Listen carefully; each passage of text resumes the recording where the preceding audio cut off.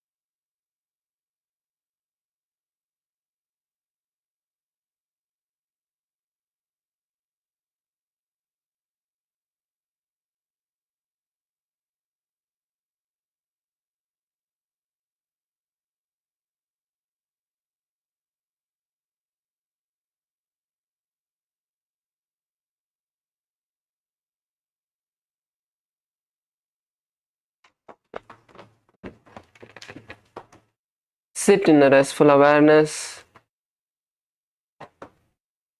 Just keep your eyes closed. We have just a minute before we can start.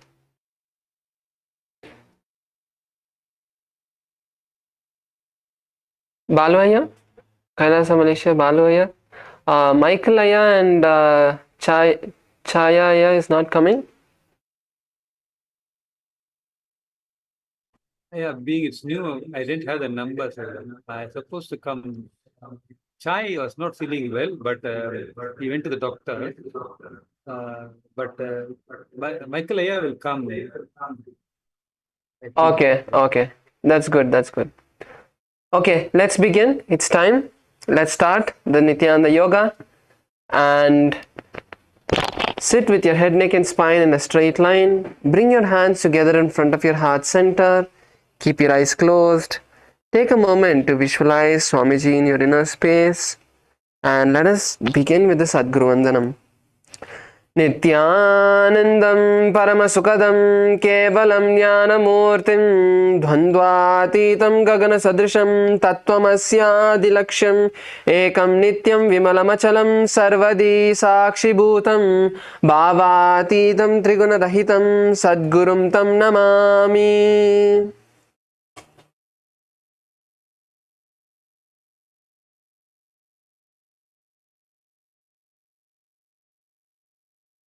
Next, we'll be chanting the Shiva Moola mantra Om Ham Hum Shivaya Namaha 11 times. Internally, we'll be chanting it aloud for all of you to follow along.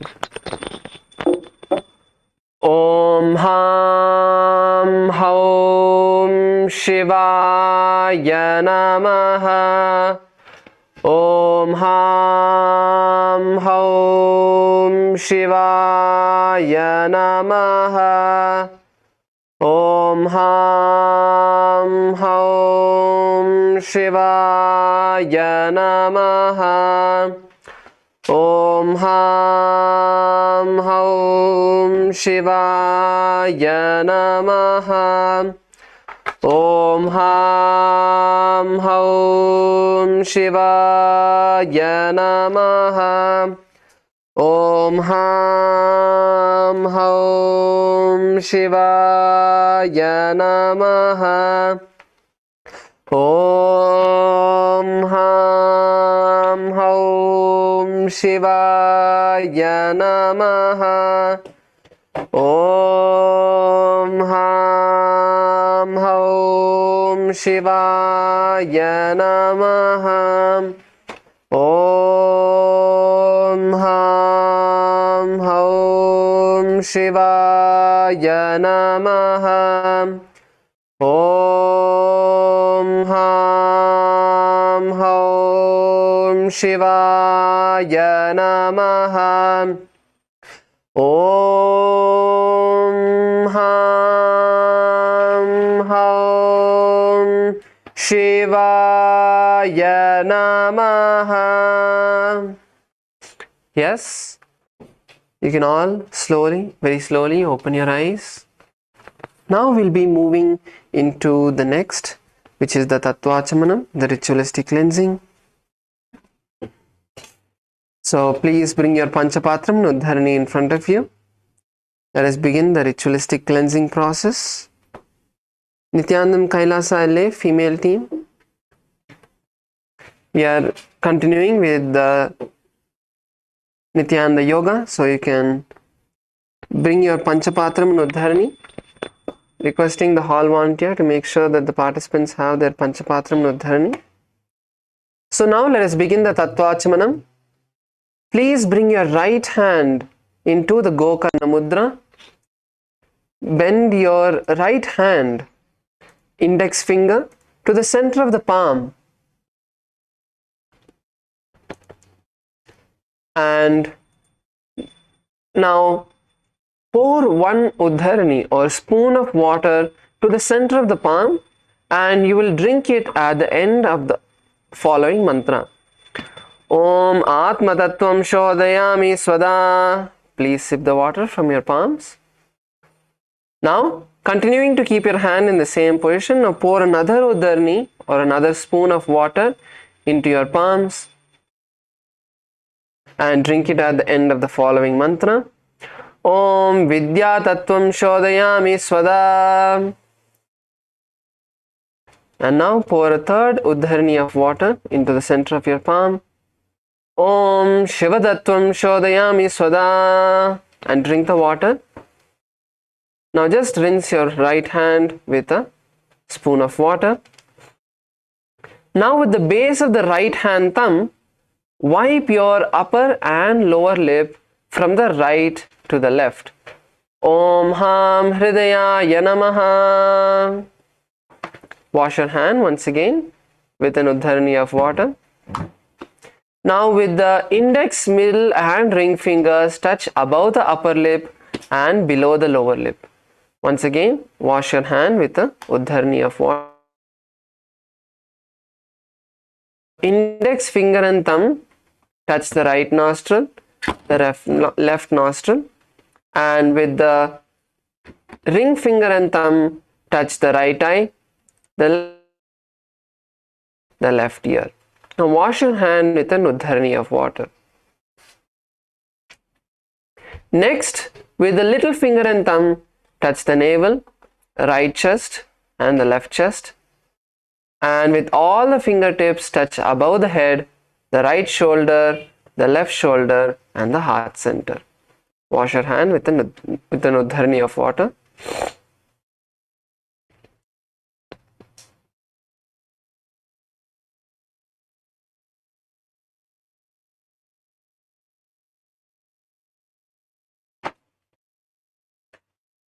Kailasa சேலத்துலேருந்து நம்மளுக்கு பரமசிவ சேனாக்காக வந்த participants Nithyanandam.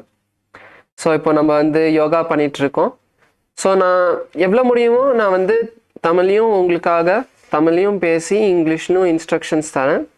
So இப்போ நம்ம வந்து இந்த தத்துவாச்சமனம் பண்ணிகிட்ருக்கோம். So நீங்களாம் follow பண்ணது நான் பார்த்தேன்.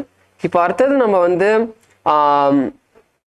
சங்கல்பத்தில் நம்ம ஆரம்பிப்போம். Next we will be beginning with the sankalpa. The sankalpa is where we set the conscious resolution for what we want to manifest throughout the day. As this is the time that we are starting our day, we are also setting the conscious resolution of what we want to manifest. இப்போ நம்ம வந்து சங்கல்பத்தோட நம்ம ஆரம்பிக்க போகிறோம். சங்கல்பம்னா என்னன்னு நம்ம பார்த்தோம்னா, நம்ம நாள் வந்து இந்த யோகாவோட ஆரம்பிக்கும் போது நம்ம வந்து பரமசிவனுக்கு நம்ம காஸ்மாஸ்க்கு வந்து நம்ம வந்து ஒரு டிக்ளரேஷன் தரோம். இன்னைக்கு நான் என்ன எனக்கு வந்து நான் என்ன மேனிஃபெஸ்ட் பண்ணோம், எனக்கு என் வாழ்க்கையில் என்ன நடக்கணும்னு நினைக்கிறேன், அது வந்து இந்த மந்திரத்தோட நம்ம வந்து நம்மளுக்குள்ள அதை வந்து பிடிச்சி நம்ம வந்து அதை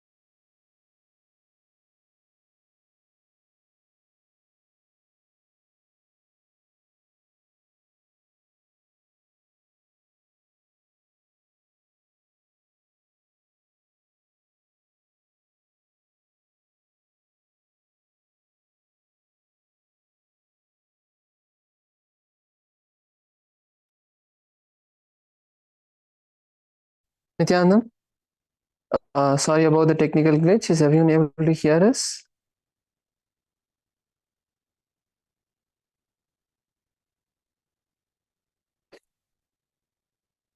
Okay, thank you. So we were in the Sankalpa, we were setting the conscious resolution. So place your right hand on your left palm and keep both your hands on your right thigh. உங்க வலது கை உங்க இடது கை மேல வச்சு உங்க வலது கால் மேல வச்சுக்கோங்க. Internally, visualize what you want to manifest from today's Nithyananda yoga.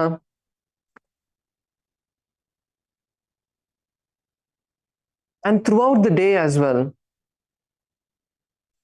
This is the powerful signs of connecting with Paramashiva, experiencing oneness with Paramashiva. It's not just about the postures, but it is about becoming one with Paramashiva. So now, from this powerful space, let us begin and chant the Sankalpa mantra.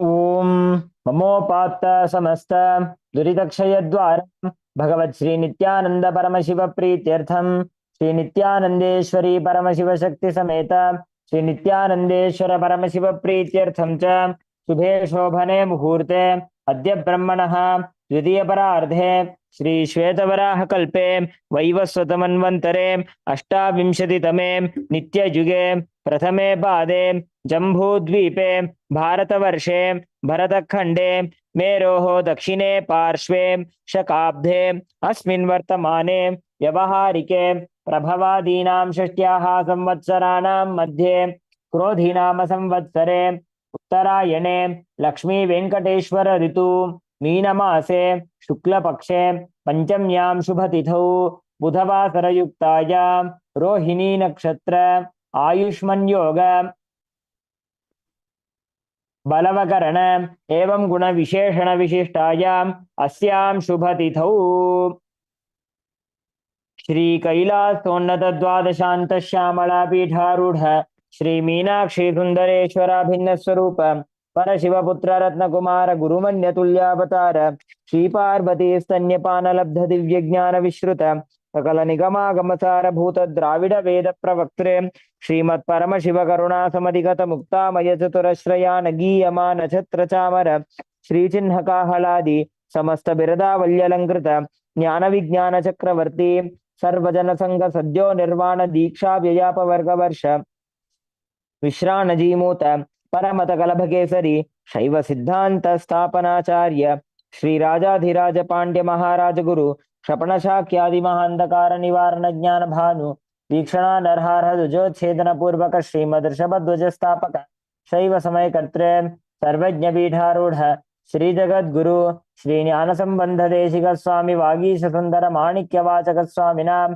अवतार भूत श्री ज्ञान संबंध स्वामी पुनरुद्धृत श्यामला पीठ सर्वज्ञ पीठ त्रनबद्युत्तर द्विशततम गुरु महासन्निधान अरुणगिरि योगीश्वर परंपरागत अरुणाचल सर्वज्ञ पीठ गुरु महासन्निधान कैलास परंपरागत कांची कैलास सर्वज्ञ पीठ त्रयस्त्रिंशदुत्तर द्विशततम गुरु महासन्निधान नित्योत्सव नित्य मंगल नित्य कल्याण नित्य रजित कैलास परंपरागत आदि कैलास नित्यानंद पीठ महासंस्थान महासिंहासन पीठ गत्रे साक्षात् श्री परमशिव समुद्भूत कैलास परंपरागत वैवस्वत मनुक्ष्वाको हरिश्चंद्र भगीरथ श्रीरामचंद्र शूरसेन इत्यादि अनवच्छिन्न सार्वभौम चक्रवर्ती परंपरागत चतुष्षष्टि योगिनी मंडित चतुष्षष्टि संप्रदाय प्रवर्तक मनुधर्म शासन सूर्यवंश प्राप्त सर्वज्ञ पीठ सुरांगी साम्राज्य मूर्धाभिषिक्त चूड़ामणि साक्षात् श्री परमशिव समुद्भूत कपिल महागुरु पुनरुद्धृत महानिर्वाणी पीठ अष्टोत्तर सहस्र श्री महामंडलेश्वर साक्षात् श्री परमशिव समुद्भूत श्री महागणपति समारंभ अनवच्छिन्न पीठाधीश्वर गुरु परंपरा प्राप्त अटल पीठ अष्टोत्तर सहस्र श्री अटल पीठाधीश्वर धर्म मुक्ति स्वर्गपुर स्वर्ण पीठ त्रयोविंश गुरु महासन्निधान कैलास परंपरागत आदिपीठ सर्वज्ञ पीठ जगद्गुरु श्री कैलास पुनरुद्धारक श्री कैलास परमाचार्य श्रीमत् परमहंस परिव्राजकाचार्य वर्य सच्चिदानंद प्रणव स्वरूप श्रोत्रिय ब्रह्मनिष्ठ श्रीमज्जगद्गुरु श्रील श्री भगवत श्री नित्यानंद परमशिव श्री ज्ञान संबंध देशिक परमाचार्य स्वामिनां प्रीत्यर्थम तेषां पादारविन्दयोः भक्ति सिद्ध्यर्थम गुरुकृपा कटाक्ष सिद्ध्यर्थम क्षेमस्थैर्य वीर्य विजय आयुरारोग्य ऐश्वर्याणाम् अभिवृद्ध्यर्थम धर्मार्थ काम मोक्ष चतुर्विध बल पुरुषार्थ सिद्ध्यर्थम समस्त दुरितोपशान्त्यर्थम समस्त मंगलावाप्त्यर्थम भगवत श्री नित्यानंद परमशिव प्रसादेन सकुटुम्बस्य ज्ञान वैराग्य जीवन मुक्ति प्राप्त्यर्थम पूर्ण आरोग्य युक्त दृढ़गात्र यौगिक शरीर सिद्ध्यर्थम परमशिव शक्ति आविष्करणार्थम नित्यानंद योगाभ्यासं करिष्ये ओम अपौपस्पृश्य. Now take an udharni of water and rinse your right hand. Now keep your panchapatram udharni. இப்போ ஒரு உத்தரணி வச்சு உங்க வலது கையை வந்து ஜஸ்ட் ரின்ஸ் பண்ணிக்கோங்க. அதுக்கப்புறம் நீங்க வந்து பஞ்சபாத்திரம் உத்தரணியை வந்து பக்கமா வச்சுக்கோங்க. So now we'll be starting with the continuing with the Nithyananda yoga where we left off, and we'll be starting with the skeleton dance. The skeleton dance is a very powerful meditation technique where you remove all the laziness, tiredness, boredom and bring complete integrity into your body. இப்போ வந்து நம்ம வந்து இந்த skeleton dance பண்ண போறோம். இது வந்து ஒரு நம்ம வேதாகமத்திலேருந்து ஒரு மெடிடேஷன் டெக்னிக் சாமி வந்து எடுத்து தந்திருக்காரு இந்த யோகா கூட பண்றதுக்கு. இந்த ஸ்கெல்டன் டான்ஸ் பண்ணறச்சே நம்மளுக்குள்ள இருக்கிற எல்லா சோம்பேறித்தனம் அதெல்லாம் அந்த நம்ம மனம் வந்து இல்ல பண்ண வேணாம் அந்த மாதிரி ஒரு சோம்பேறித்தனம் நமக்குள்ளேருந்து அதை உடைச்சு நம்ம முழு உடம்ப வந்து இந்த யோகா பண்றதுக்கு தயார்படுத்தும். So this is a very powerful way to prepare ourselves.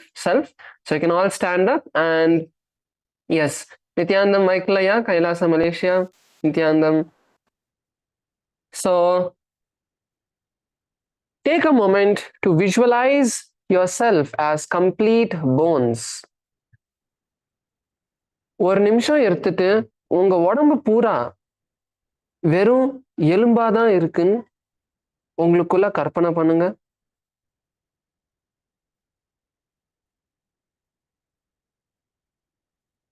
From the tip of your toes all the way to your head, every part of your body has now become bones. கால்லேந்து தலை வரைக்கும் எல்லாமே எலும்பா மாறிடுச்சு. உங்க உடம்பு பூரா எலும்பா மாறிடுச்சுன்னு visualise பண்ணுங்க.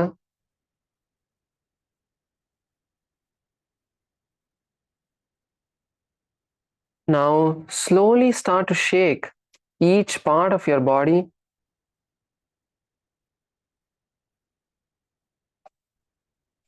From your hands and legs to மெதுவா உங்க காலு, கையு, தோல், இடுப்பு எல்லாம் உங்க உடம்போட எல்லா பாகத்துமே மெதுவா ஆட்ட ஆரம்பிங்க.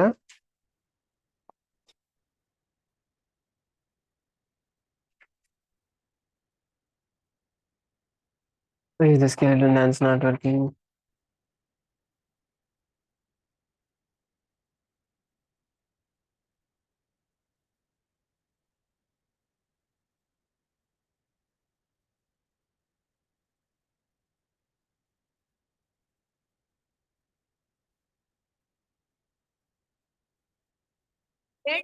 மெதுவாக வேகத்தை வந்து ஜாஸ்தி பண்ணுங்க. Slowly, very slowly start increasing the intensity.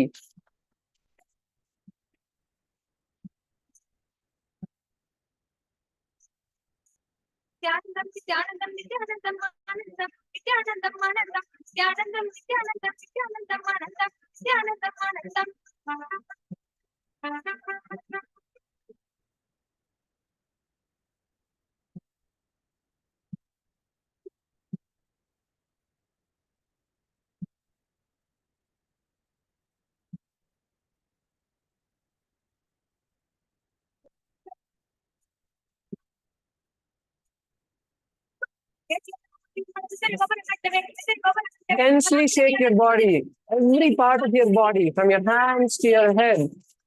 Intensely shake your body. உங்க மொத்த உடம்ப வந்து இன்டென்ஸா ஷேக் பண்ணுங்க. கால்ல இருந்து தலை வரைக்கும் எல்லாம் சோம்பேறித்தனத்தை உடைச்சு காட்டுங்க உடம்பா. இன்னும் சில நிமிஷம் தான் இருக்கு. Just a few more moments. Keep moving, keep moving. Yes, now once again intensify. மறுபடியும் திருப்பியும் இப்போ வந்து உங்க உடம்ப வந்து வேகமா நவுத்துங்க. எல்லாம் பாகம் உங்க கால்ல இருந்து தலை வரைக்கும் சோம்பேறித்தனத்தை உங்களை நிறுத்த விடாதீங்க. Intensely shake, break all of the laziness, tiredness, boredom. Just a few more moments. Keep going, keep going.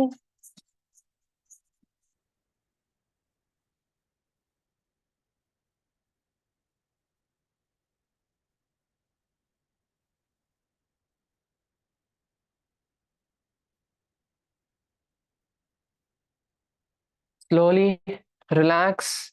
Come to a standstill. Meduva. Nilunga. Bring awareness to your breath. உங்க சுவாசத்து மேல உங்க மனதை கொண்டு வாங்க. Breathe deeply, pulling your breath all the way in and exhaling out.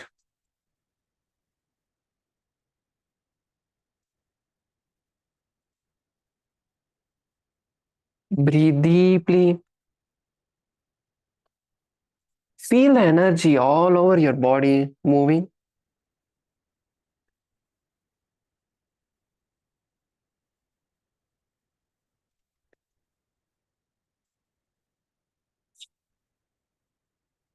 Feel your heart beating and slowly settling down.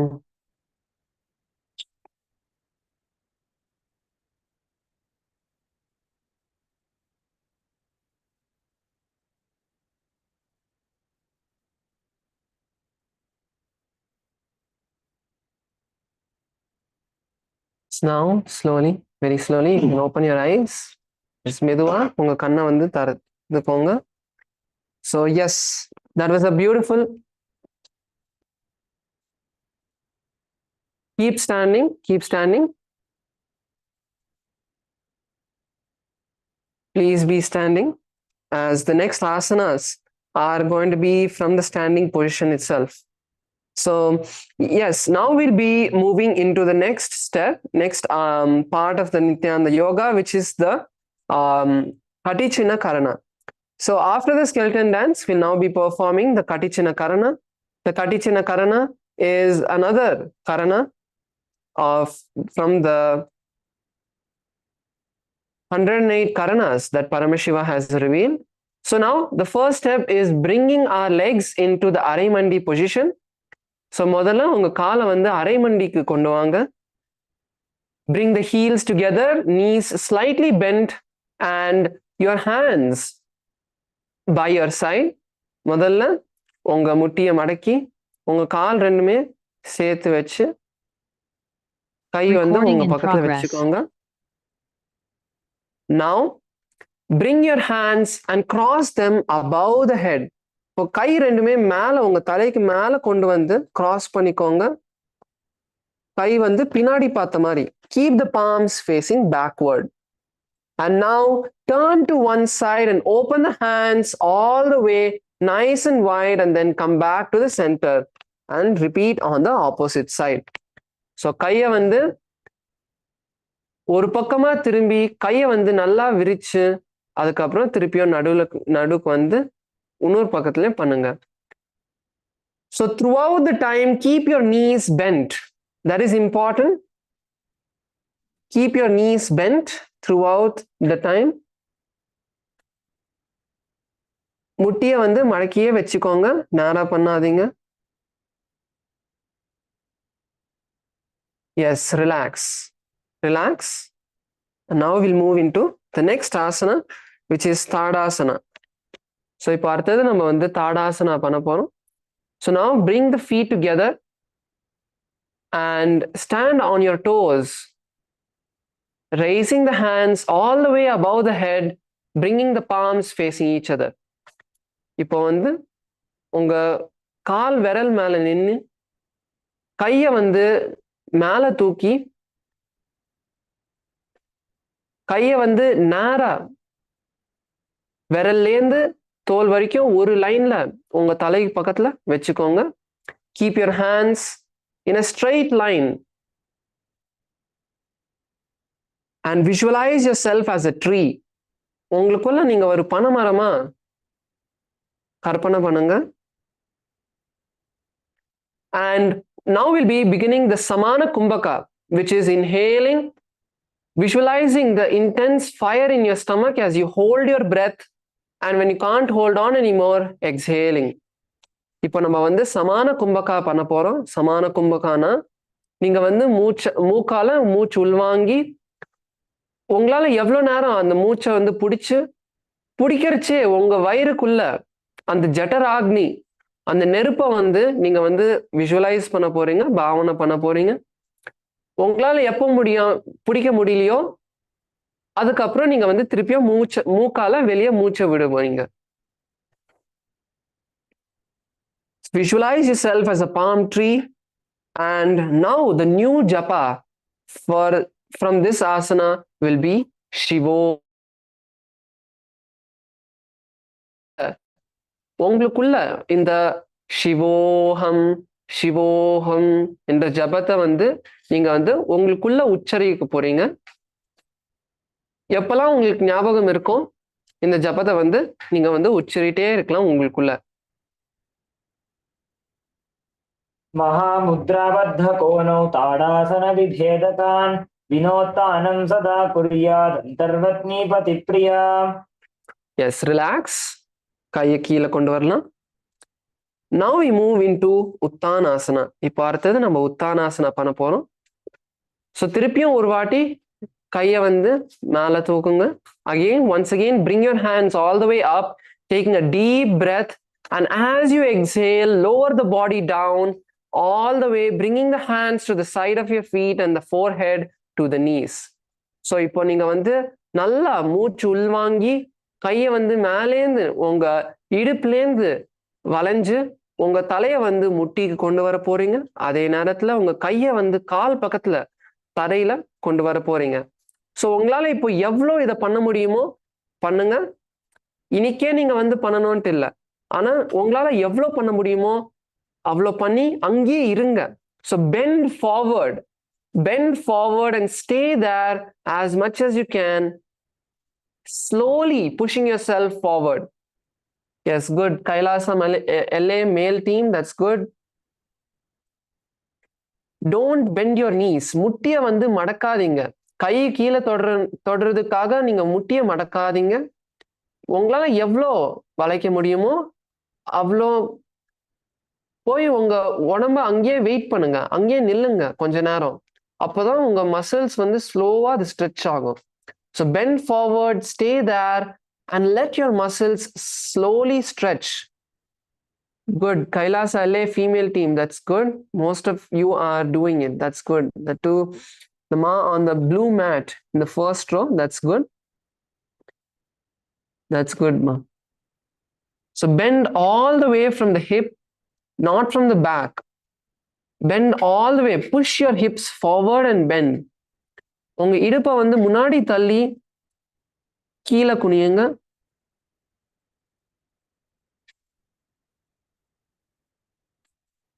Kailasa Salem நல்லா பண்றீங்க. Good. KAILASA Malaysia female team, that's good. Yes. So in this asana, visualize Swamiji in your inner space. Visualize Swamiji in your inner space. Focus on the breath. Inhaling and exhaling. Focus on the breath. Only when you focus on the breath, you will not focus on the pain. and that will help you to push further. நீங்க வந்து உங்க மூச்சு மேல உங்க மனசை கொண்டு வாங்க. வலி மேல மனசை கொண்டு வந்தீங்கன்னா வலிக்குது வலிக்குதுன்னு சொல்லி நீங்க வந்து உங்க உடம்ப தள்ள மாட்டீங்க. ஸோ நீங்க வந்து நல்லா ஆழமா மூச்சு வாங்கும்போது அந்த மசில்ஸும் வந்து ஸ்லோவா ரிலாக்ஸ் ஆகும். ரிலாக்ஸ் ஆகி நீங்க வந்து இன்னும் முன்னாடி போக முடியும். And in this asana, continue to chant the japa Shivoham. महामुद्राबद्ध कोनौ tadasana विभेदकान् Bend down. सदा कुर्यात् अंतर्वत्नी पतिप्रिया. Yes, slowly raise up. மெதுவா மேல வாங்க. எப்பவுமே ஒரு ஸ்ட்ரெச் பண்ணக்கு அப்புறம் மெதுவா வரணும். நீங்க வேகமா வந்தீங்கன்னா நீங்க என்ன எவ்வளவு நீங்க கஷ்டப்பட்டு நீங்க எவ்வளவு கீழே போனீங்கன்னா அது எல்லாமே வீணா போயிடும். ஸோ நீங்க வந்து மெதுவா வரணும். அப்பதான் அந்த மசில்ஸ் வந்து மெதுவா அந்த ஸ்ட்ரெச் இருக்கும். So now we are moving into the next asana, which is tarakshvasana. இப்போ அடுத்தது நம்ம tarakshvasana பண்ண போறோம். So come to your hands and legs into a nice plank position. இப்போ நம்ம வந்து tarakshvasana பண்ண போறோம். tarakshvasanaல வந்து உங்க காலும் கையும் வந்து தலையில வச்சுக்கோங்க.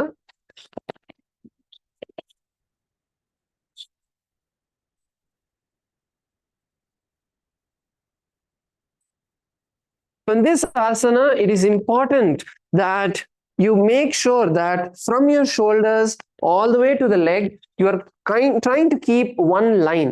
Instead of keeping your hips too up or hips too down, you don't want to be in either of these positions. So இப்போ இந்த tarakshvasanaல வந்து உங்க உடம்பு வந்து ஒரு நேரா ஒரு லைன்ல இருக்கணும். உங்க இடுப்பு ரொம்ப மேல தூக்கியும் கீழே போன மாதிரி இருக்கக்கூடாது. அடுத்தது next, tuck your chin to the chest in Jalandhara Bandha and roll your neck from side to side. So கழுத்தை வந்து நீங்க வளைச்சு நீங்க வந்து வலது பக்கமா இடது பக்கமா நீங்க வந்து பார்க்க போறீங்க. திருப்பியும் தலைய வந்து நவுத்த போறீங்க அந்த மாதிரி. And in this asana, visualize Swamiji in your inner space. Michael Aya, bring your hips down. Yes, that's better. Balu Aya, unga idupa vandu keela kondu vaanga. Bring your hips down. If it's too much a strain on you, on your hands, then you can even keep your knees on the ground. Unga kai vandu romba valikiduna, neenga vandu unga muttiya vandu taraila vechikalam. So muttiya taraila vechinte neenga vandu indha asana continue pannunga. So if you feel too much strain on your hand or on your shoulder, then tuck your chin to the chest. Then bring your knees to the ground and continuing to keep your chin tucked to the chest, rotate it from side to side. So in this asana, visualize Swamiji in your inner space and continue to chant the japa Shivoham. गजासनवस्थित्वा मस्तकं वारं वारं दक्षिणकुक्षं सव्यकुक्षं दयेत् तरक्श्वासनं भवति.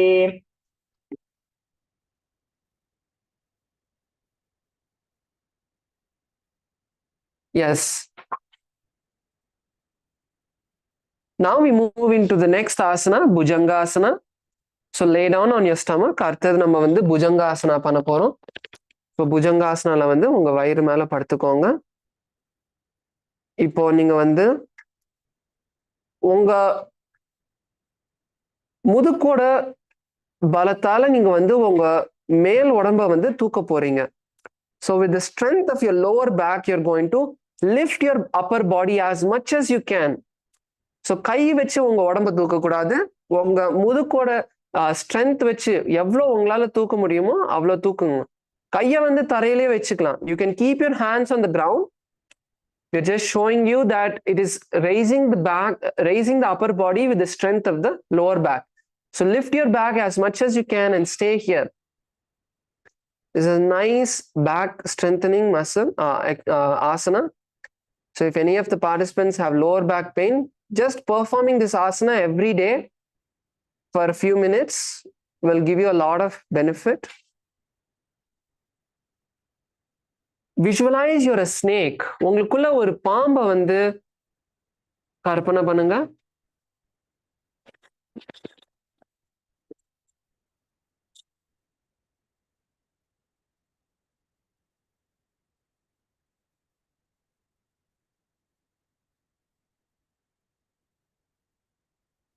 Now we'll perform the Bhujangani mudra. இப்போ வந்து நம்ம Bhujangani mudra பண்ண போறோம். Bhujangani mudra is open your mouth wide and inhale through the back of the throat. இப்போ நம்ம வந்து Bhujangani mudra பண்ண போறோம். Bhujangani mudraனா நீங்க வந்து உங்க வாயை நல்லா திறந்து உங்க தொண்டை உள்பாகத்துல இருந்து நீங்க வந்து நல்லா ஆழமா மூச்சு உள்வாங்க போறீங்க. அதுக்கப்புறம் நீங்க வந்து மூக்கால அதை வெளியே விடலாம். So inhale through the back of your throat and exhale through the nostrils. Continue to stay there, keeping your body up,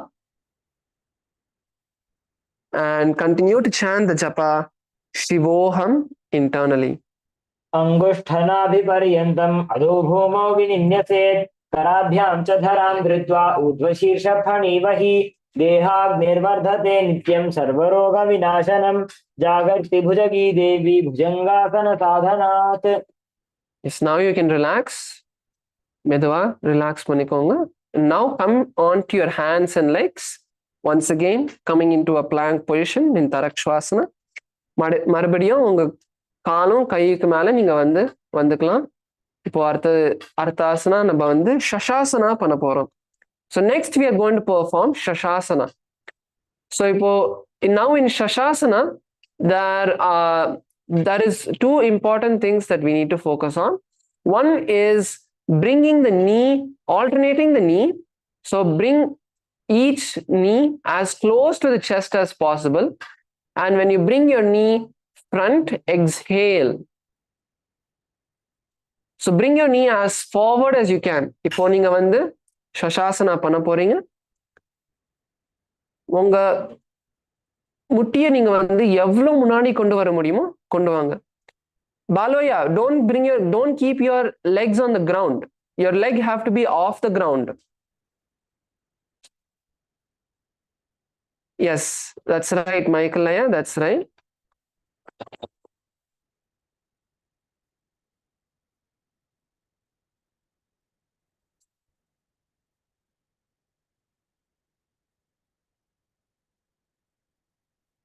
Keep going, just a few more moments. Visualize Swamiji in your inner space and keep going. Swamiji உங்களுக்குள்ள பாவனை பண்ணுங்க, visualize பண்ணுங்க.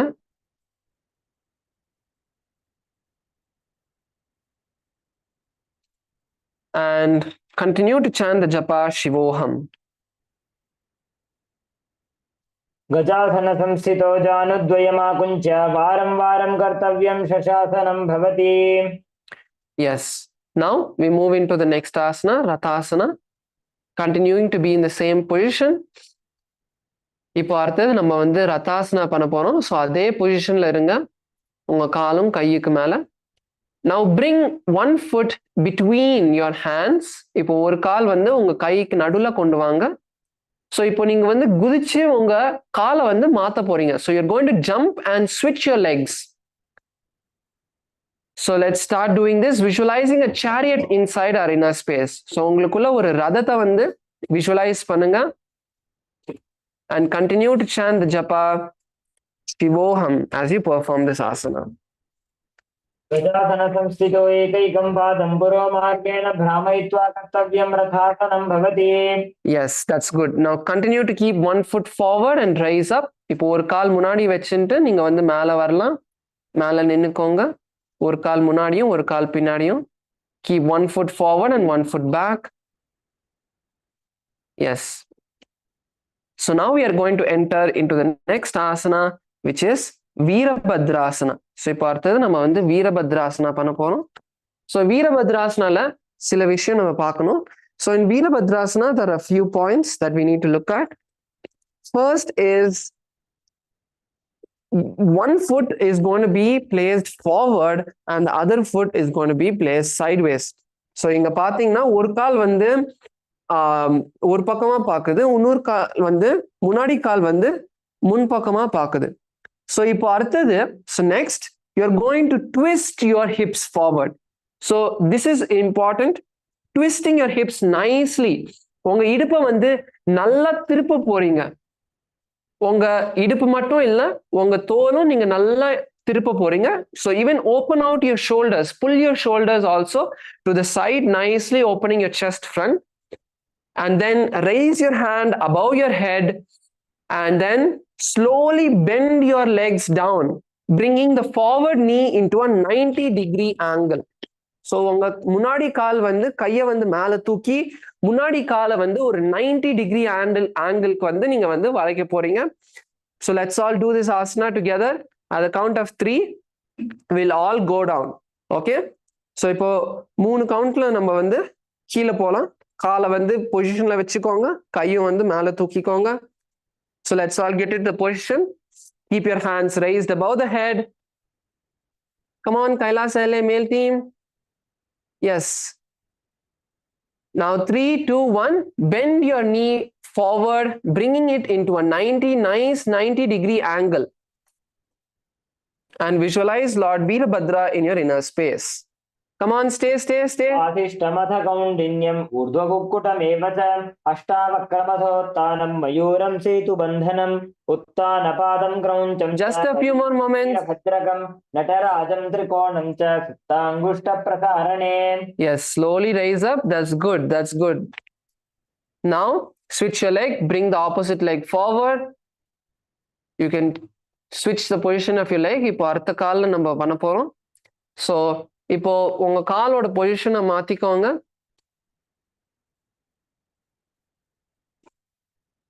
So also keep your legs a little bit wide.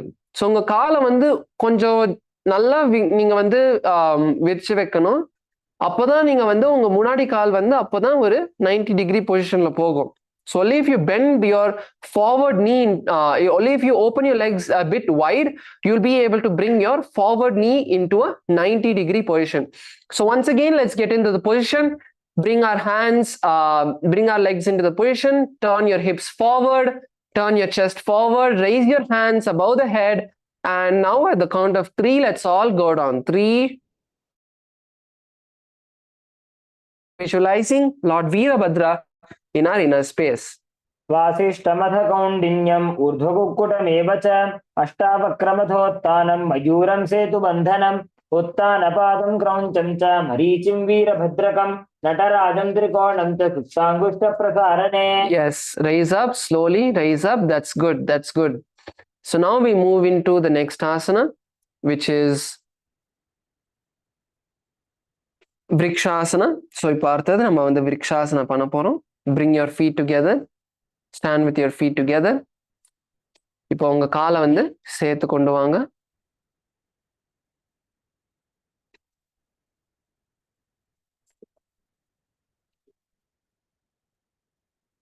So now we are going to perform Vrikshasana. So let us start with the left leg on the ground. So இப்போ நம்ம வந்து இடது கால் வந்து தரைக்கு மேல வச்சுட்டு நம்ம வலது கால் வந்து மேல தூக்கி நம்ம உள் தொடைக்கிட்ட கொண்டு வர போறோம். So bring your right leg, bend it and bring it to the inner thigh.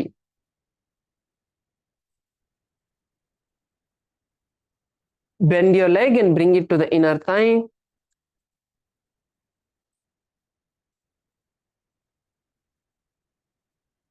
And now bring your hands together in front of your heart center.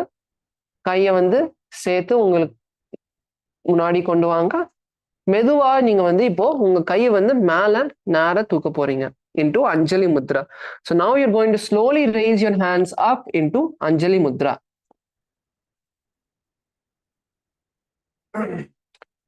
So visualize a tree in your inner space as you perform this asana. உங்களுக்குள்ள ஒரு மரத்தை வந்து கற்பனை பண்ணுங்க. And continue to chant the japa Shivoham.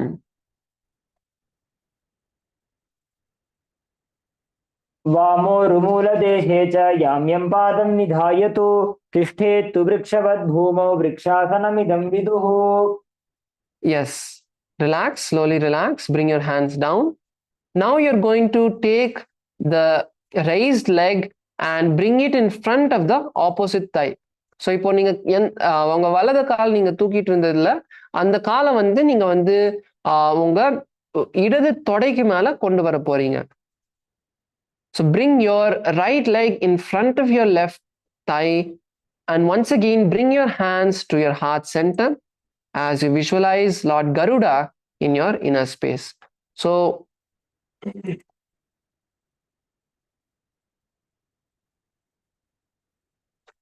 உங்க கையை வந்து ரெண்டுமே உங்க ஹிருதயத்துக்கு முன்னாடி கொண்டு வாங்க.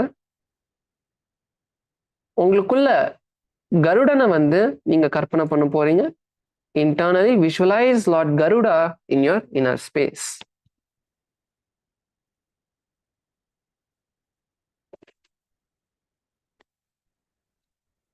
गरुडासनमावक्षे येन ध्यानं स्थिरं भवेत् सर्वदोषाद्विनिर्मुक्तो भवतीह महाबली एकपादमुरौ बद्ध्वा एकपादेन दण्डवत् जङ्घापादसन्धिदेशे जानुव्यग्रं व्यवस्थितम् एतदासनमाकृत्य पृष्ठे संहारमुद्रया आराध्य योगनाथं च सदा सर्वेश्वरस्य च. Yes, that's good. Slowly relax. Good. Kailasa Malaysia, male and female team, that's good. You guys stayed throughout the asana. Yes, that's good. So இப்போ அடுத்தது நம்ம வந்து திருப்பியும் இன்னொரு காலில் வந்து நம்ம விருக்ஷாசனா பண்ண போறோம். So now place your right leg firmly on the ground and raise your left leg, bending the knee and bringing the foot all the way to the inner thigh. இப்போ உங்க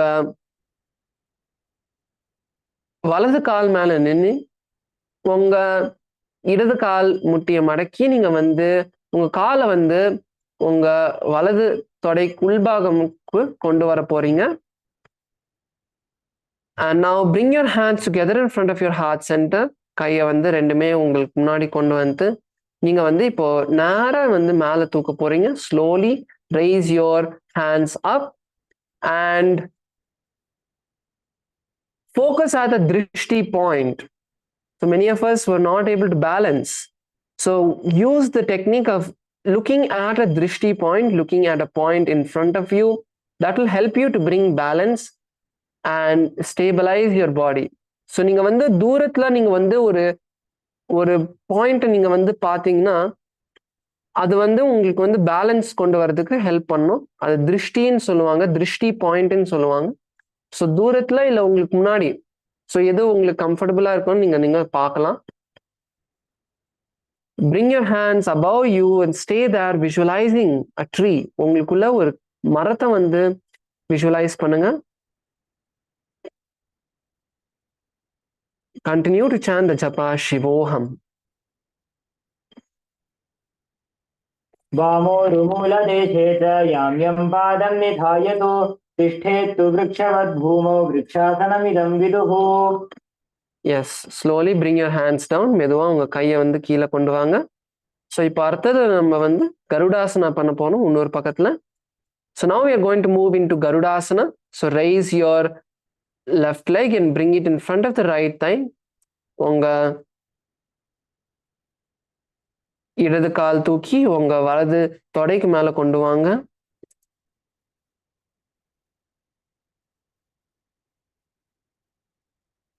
And now bring both of your hands in front of your heart center. ரெண்டு கையுமே உங்க நெஞ்சுக்கு முன்னாடி கொண்டு வாங்க, உங்க ஹிருதயத்துக்கு முன்னாடி கொண்டு வாங்க. And visualize Lord Garuda in your inner space. உங்களுக்குள்ள கருடனை வந்து பாவனை பண்ணுங்க. And continue to chant the japa Shivoham. உங்களுக்குள்ள Shivoham ஜபத்தை வந்து கண்டினியூ பண்ணுங்க. ஜப உச்சரிக்க கண்டினியூ பண்ணுங்க. गरुडासनमावक्षे येन ध्यानं स्थिरं भवेत् सर्वदोषाद्विनिर्मुक्तो भवतीह महाबली. Yes, relax. You can bring your foot down. Yes, that's good. So now we're going to move into the next asana, which is Trikonasana. So இப்போ அடுத்தது நம்ம வந்து Trikonasana பண்ண போறோம். இப்போ Trikonasanaல வந்து, so now in Trikonasana, first step is bringing our legs into once again a nice and wide stance. So திருப்பியும் உங்க காலை வந்து நல்லா விரிச்சு நில்லுங்க. ஒரு கால் திருப்பியும் முன்னாடி பார்த்த மாதிரியும் இன்னொரு கால் வந்து முன்னாடி பார்த்த மாதிரியும் வச்சுக்கோங்க. So bring one leg facing sideways and one foot facing forward. Now raise your hands up. இப்போ கையை வந்து மேல தூக்கி மெதுவா நீங்க வந்து எந்த கால் வந்து முன்னாடி பார்த்த மாதிரி இருக்கோ அந்த கையை வந்து கீழே கொண்டு வர போறீங்க. So whichever hand is facing, whichever foot is facing forward, bring that hand down and raise the other hand up all the way to the sky and turn your head and look upward. So one important thing is bending from the hip. Don't bring your shoulders forward just to touch the leg. How much ever you're able to bend, even if you're able to just hold your knees or you're able to go forward, you can hold that particular point and slowly allow your hips and legs to stretch. So let's all take a moment to slowly stretch ourselves into Trikonasana.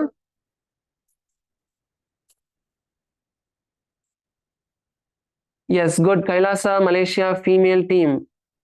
The ma on the first row blue mat, bring your hips back, ma. You're bringing yourself too forward. Yes. So bring your shoulders nice and back.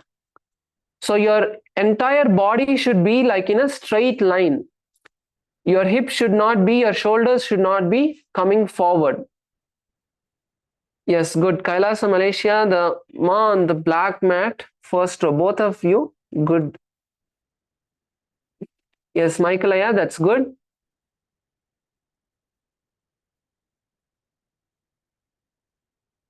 So in this asana, visualize yourself as a triangle. Good. Kailasa, LA, male team. Good.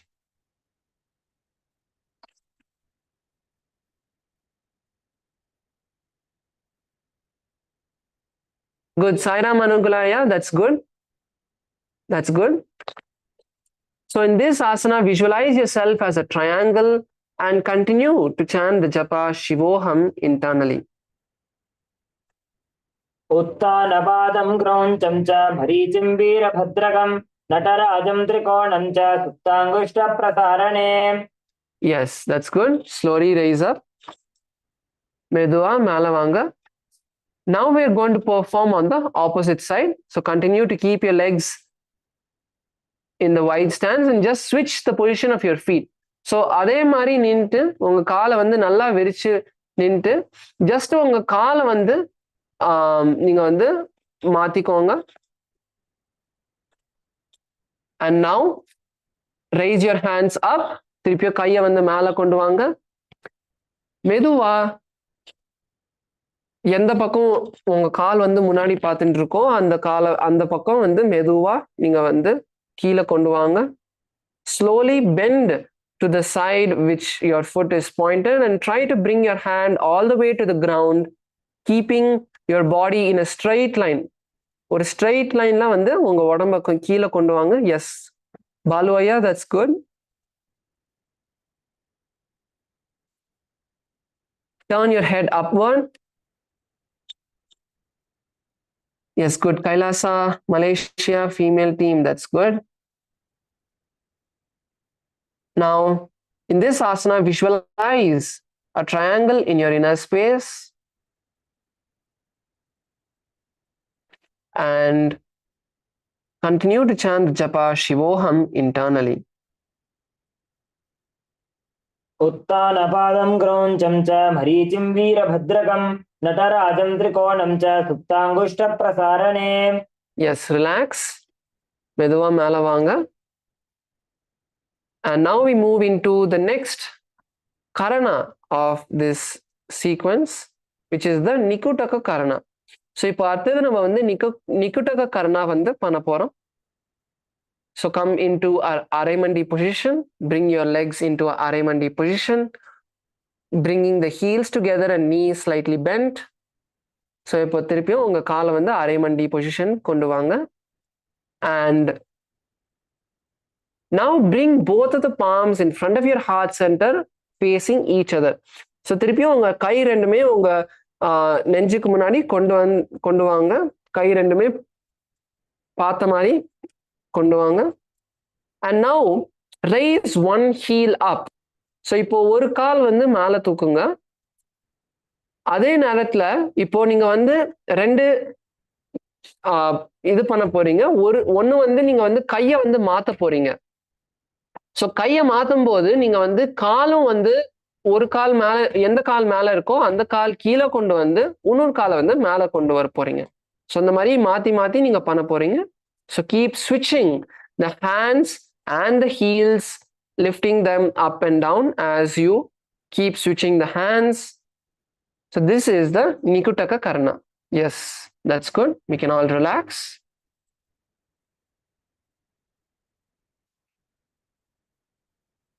So now we are going to move into the next asana of the sequence, which is Angushtasana. So இப்போ அடுத்த ஆசனா நம்ம வந்து பண்ண போறோம் Angushtasana. So bring your feet together, bring your heels together, and now slowly bend down, coming onto your heels. So இப்போ நீங்க வந்து மெதுவா முட்டியை மடக்கி நீங்க வந்து உங்க கால் மேல உட்கார போறீங்க. முட்டி வந்து மேல தூக்கிட்டு இருக்க போகுது. Yes, that's good. Now bring your hands in front of your heart center. இப்போ உங்க கையை வந்து உங்களுக்கு முன்னாடி கொண்டு வாங்க. Try to keep your knees together. Balu, yeah, try to keep your knees together. Michael, yeah, try to keep your knees together. Yes, that's good. உங்க முட்டி ரெண்டுமே கிட்ட கொண்டு வர பாருங்க. Yes, good. KAILASA, Malaysia, that's good. And now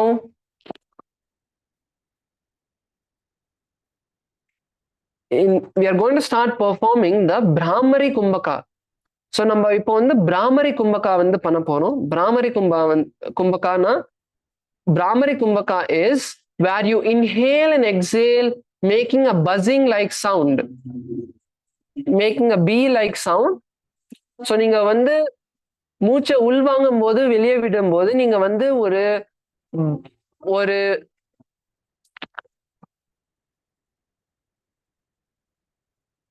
நீங்க வந்து ஒரு பீ மாதிரி, ஒரு தேனி மாதிரி நீங்க வந்து சவுண்ட் பண்ண போறீங்க.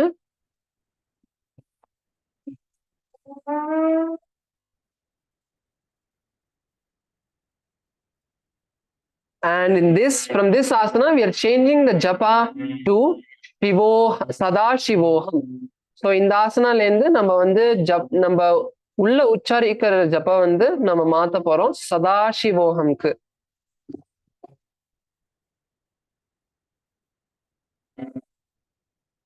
कबन्धासनं बाहुः गोरक्षासनमेव च अङ्गुष्ठमुष्टिकं ज्ञेयं ब्रह्मप्रासादितं तथा. Yes. Now you can relax and we'll move into the next asana, which is Saurasana. So இப்போ அடுத்தது நம்ம வந்து Saurasana பண்ண போறோம். So in Saurasana, now from this Angushtasana position, you're going to stretch one leg forward and keep the hands by your side facing forward. So இப்போ அடுத்தது நம்ம வந்து Saurasana பண்ண போறோம். Saurasanaல வந்து திருப்பியும் ஒரு கால் மேல உட்காந்து இன்னொரு காலை வந்து முன்னாடி கொண்டு வர போறோம். கை ரெண்டுமே நம்ம பக்கத்துல வச்சு முன்னாடி பார்த்த மாதிரி வச்சுக்க போறோம். Visualize Swamiji internally and chant the japa Sadashivoham.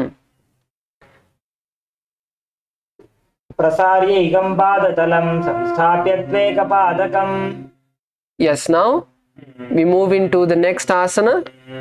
இப்போ நம்ம அடுத்த ஆசனா பண்ண போறோம், which is Vidhunanasana. So now in Vidhunanasana, from this position, now lean forward and down and hold on to the leg which is stretched with the respective hand. So இப்போ வந்து எந்த கால் முன்னாடி இருக்கோ அந்த காலை வந்து எந்த கை அதே கை வச்சு அதே பக்கத்தோட கை வச்சு நீங்க வந்து பிடிக்க போறீங்க. அதே நேரத்துல இன்னொரு கையை வந்து நீங்க வந்து பின்னாடி நீங்க உட்கார்ந்துட்டு இருக்க காலுக்கு மேல வைக்க போறீங்க, பிடிக்க போறீங்க அந்த காலை. So now stretch your hand and hold on to the foot with the respective hand and hold the foot which you are sitting on with the respective hand as well. Yes, that's good. So in this asana, once again visualize Swamiji in your inner space and continue to perform the Brahmari Kumbhaka, chanting the japa Sadashivoham. गुल्फस्थितौ पादमेकं प्रसार्य तत्पादाग्रं संस्पृशेत् तत्करेण गुल्फं चान्यं धारयेत् तत्करेण धूनं पीठं चाभ्यसेत् चोभयत्र. Yes, relax. You can all just take a moment to relax your feet.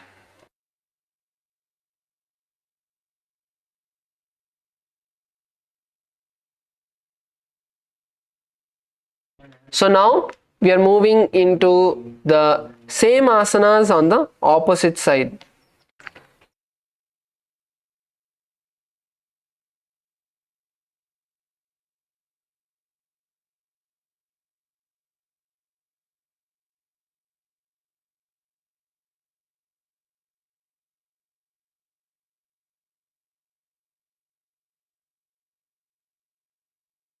So now we move into the next asana, which is Saurasana on the opposite side. So now once again come onto your feet, come onto your heels and stretch the opposite leg forward and keep your hands by your side pointing forward. So இப்போ நம்ம வந்து இன்னொரு பக்கத்துல இந்த சௌராசனா பண்ண போறோம். So எந்த கால் வந்து நீங்க வந்து முன்னாடி, ஸோ எந்த கால் போன வாட்டி கொண்டு வந்தீங்களோ ஆப்போசிட் கால் முன்னாடி கொண்டு வந்து உங்க கை பக்கத்துல வச்சுக்கோங்க. Visualize Swamiji in your inner space and chant the japa Sadashivoham. प्रसार्यैकं पादतलं संस्थाप्यत्वेकपादकं करत्वैकं पादतलं धृत्वा साम्नैव धारयेत्. Yes. Now lean forward and down and hold the stretched leg with the respective hand, bringing the opposite hand and holding the leg which is behind you. So இப்போ நீங்க வந்து எந்த கால் நீங்க முன்னாடி கொண்டு வச்சிருக்கீங்களோ அந்த அதே பக்கத்தோட கையை வந்து அந்த காலை வந்து பிடிங்க. அதே நேரத்துல இன்னொரு கையை வந்து நீங்க உட்காந்துட்டு இருக்க காலுக்கு மேல எந்த காலுக்கு மேல உட்காந்துட்டு இருக்கீங்களோ அந்த காலை வந்து பிடிச்சுக்கோங்க. எவ்வளவு முன்னாடி கீழே போக முடியுமோ கீழே போய்க்கோங்க. So nicely lean forward and down. Visualize Swamiji in your inner space. गुल्फस्थितौ पादमेकं प्रसार्य तत्पादाग्रं संस्पृश्य तत्करेण गुल्फं चान्यं धारयेत् तत्करेण धूनं पीठं चाभ्यसेत् चोभयत्र. Yes, relax. Take a moment to just relax your feet. Yes. Now we'll see how to perform the next asana, which is Brahma Jurunkush asana. So Brahma Jurunkush asana is where you will come onto your heels and toes once again, and you're going to keep the back of your palms on the respective knees, tuck your chin down and look at the ground.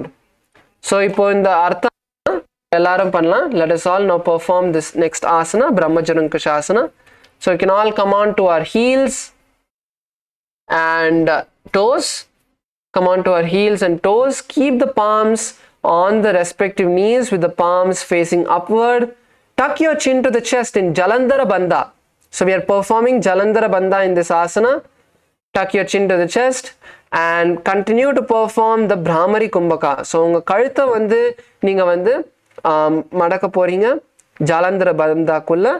அதே நேரத்துல இந்த Brahmari Kumbhaka வந்து நீங்க continue பண்ண போறீங்க and continue to chant the japa Sadashivoham internally.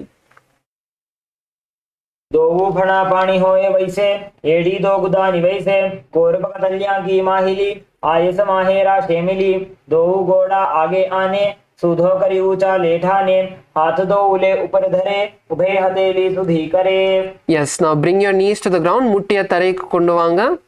Yes, that's good. That's good. All of you did well. KAILASA Malaysia female team, male team. That's good. KAILASA LA female and male team did well.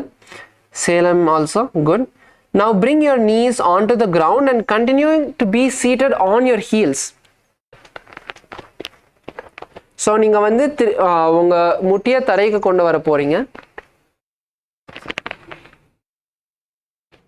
முட்டிக்கு தரைக்கு கொண்டு போறீங்க. ஆனா அதே நேரத்துல நீங்க வந்து உங்க கால் மேல உட்கார போறீங்க. So keep your heels raised and now bringing the hands onto the heels, we are going to now move into Kapilasana. So இப்போ நம்ம வந்து Kapilasana பண்ண போறோம். So in Kapilasana, sitting on the toes, let us also perform the Uddiyana Bandha. So நம்ம வந்து இந்த ஆசனால வந்து Uddiyana Bandha பண்ண போறோம். Now as we are performing the Brahmari Kumbhaka, so நம்ம வந்து இந்த ஆசனால கூட நம்ம Brahmari Kumbhaka பண்ண போறோம். So நம்ம எப்போ, so when you inhale making the buzzing like sound and come breathing in and breathing out, then perform the Uddiyana Bandha, pulling the stomach in and up nicely. So நீங்க வந்து இந்த Brahmari Kumbhakaல நீங்க வந்து மூச்சு உள்வாங்கி வெளியே விடுறதுக்கு அப்புறம் நீங்க வந்து உங்க வயிறை வந்து நல்லா உள்ளேயும் மேல கொண்டு வர போறீங்க. And visualize the great sage Kapila. உங்களுக்குள்ள கபில முனியை வந்து பாவனை பண்ணுங்க. And chant the japa Sadashivoham. उभय पग धरी समटारावे, इनको माहिली कोर मिलावे, अनापानी उकड़ होए वैसे, एडी दो जोनी निवैसे. Yes, that's good, that's good. And now we move into the next asana, which is Bhadra Gorakasana. So இப்போ அதே பொசிஷன்ல இருக்க போறோம். So in the same position we are now moving into the next asana. So in Bhadra Gorakasana, the one difference is we are going to gaze to our third eye and we will not be performing the Uddiyana Bandha. So Bhadra Gorakasanaல வந்து நம்ம வந்து Uddiyana Bandha பண்ண போறதில்லை. அதே நேரத்தில் நம்ம கண்ணை வந்து நம்ம மூன்றாம் கண் பார்க்குற மாதிரி நம்ம வந்து கொண்டு வர போகிறோம். ஸோ கண்ணை வந்து நல்லா மேலே வந்து உங்கள் நெத்தி எங்கே இருக்கோ அங்கே வந்து நீங்கள் வந்து பார்க்க ட்ரை பண்ண போகிறீங்க. So nicely roll your eyes up and gaze to your third eye. Visualize Swamiji in your inner space.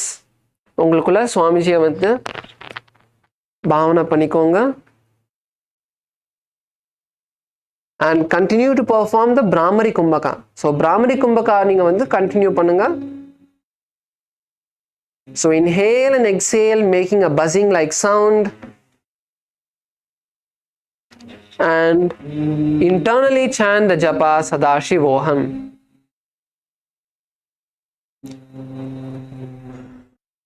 उभय पगथली समटहरावे, दोवो पगथली संपुट करे, कोरबारिली भूपरि धरे, कोरबारिली राखे ऐसे, तापरी मूल द्वारिटी की वैसे. Yes, relax. Just relax your foot for a moment.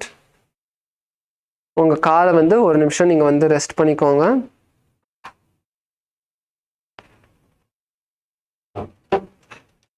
And now we move into the next asana. You can all see how to perform and after that you can perform. So இப்போ நீங்க வந்து அடுத்த ஆசனம் நம்ம வந்து பண்ண போறோம். நீங்க வந்து முதல்ல பார்த்துக்கோங்க, அதுக்கப்புறம் நீங்க பண்ணலாம். So now the next asana is Suryasana.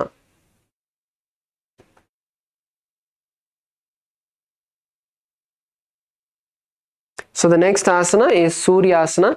So in Suryasana you are going to continue to sit on the heels, but now you will raise your knees off the ground, bringing the soles of the feet together. Then bring your hands into Padma Mudra and raise your hands above your head. So இப்போ இந்த ஆசனா எப்படி பண்ணணும்னா நீங்க வந்து முதல்ல வந்து உங்க காலுக்கு மேல உட்கார போறீங்க. அதே நேரத்துல நீங்க வந்து முட்டியை தூக்கி உங்க கால் வந்து எவ்வளவு கிட்ட கொண்டு வர முடியுமோ நீங்க கொண்டு வாங்க. அதே நேரத்துல கையை வந்து பத்ம முத்ரால வச்சுக்க போறீங்க. அப்பனா உங்க சின்ன விரலும் கட்ட விரலும் தொட்டு மிச்ச விரலை வந்து நல்லா விரிச்சு ஒரு பூ மாதிரி கொண்டு வர போறீங்க. அதே நேரத்துல கையை வந்து நல்லா மேல கொண்டு வந்து நீங்க வந்து உங்க தலையை மேல திருப்பி நீங்க வந்து மேல பார்க்க போறீங்க. So lift your neck up and gaze through your hands. So gaze through your hands. உங்க கைக்கு நடுவுல நீங்க வந்து பார்க்க போறீங்க. So let's all perform the asana now. Let's all perform the asana. Yes, that's good. Some of us have already started. So நம்ம இப்ப asana வந்து பண்ணலாம்.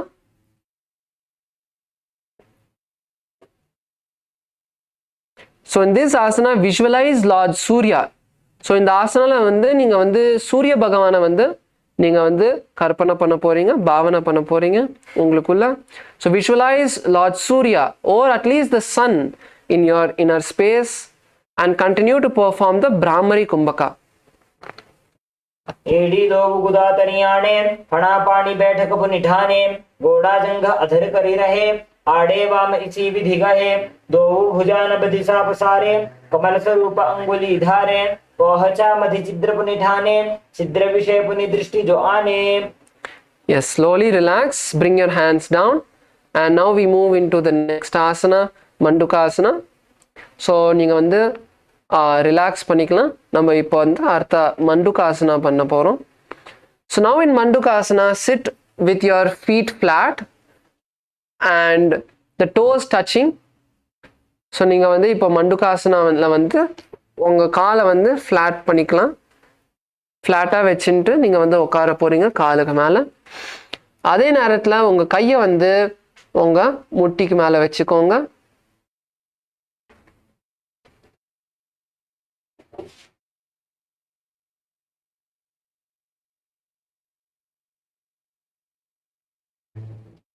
Now we'll perform the Manduki Mudra. So the Manduki Mudra is where you are going to roll your tongue backward. So nicely take your tongue and roll it as back as you can. So இப்போ வந்து நம்ம Manduki Mudra பண்ண போறோம். Manduki Mudraனா நம்ம வந்து நம்ம நாக்கை வந்து நல்லா பின்னாடி கொண்டு வர போறோம். நம்ம தொண்டைக்குள்ள எவ்வளோ நம்ம தொண்டைக்கு பின்னாடி கொண்டு வர முடியுமோ கொண்டு வாங்க. So that is the Manduki Mudra. Visualize a frog in your inner space.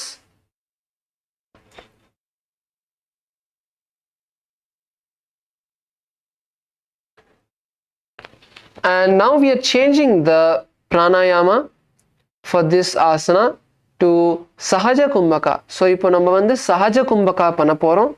So Sahaja Kumbhaka is just simple breathing, inhaling and exhaling. Sahaja Kumbhaka வந்து சாதாரணமான நம்ம வந்து மூச்சை வந்து உள்வாங்கி வெளியே விடுற மாதிரி. So visualize a frog in your inner space and continue to chant the japa Sadashivoham inside.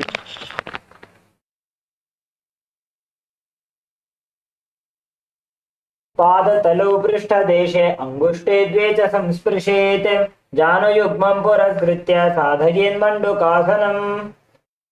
Yes, continue to stay in the same position. அதே பொசிஷன்ல இருங்க.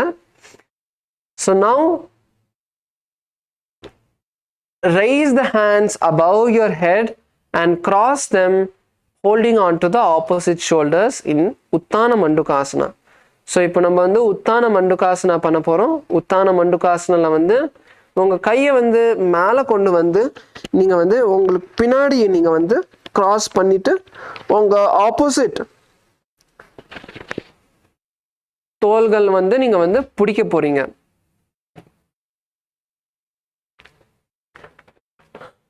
So hold on to your opposite shoulders. Continue to perform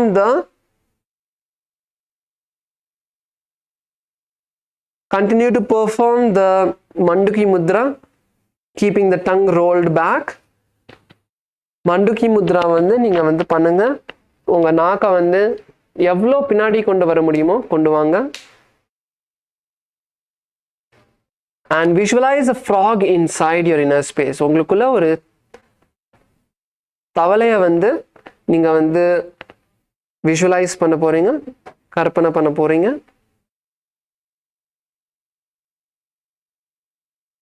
Now bring the eyes to the third eye. Bring both of the eyes to the third eye.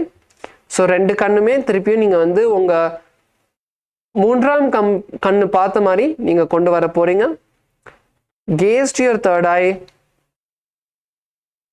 And now we'll also perform the Uddiyana Bandha. So in the asana நம்ம வந்து Uddiyana Bandhaவும் பண்ண போறோம்.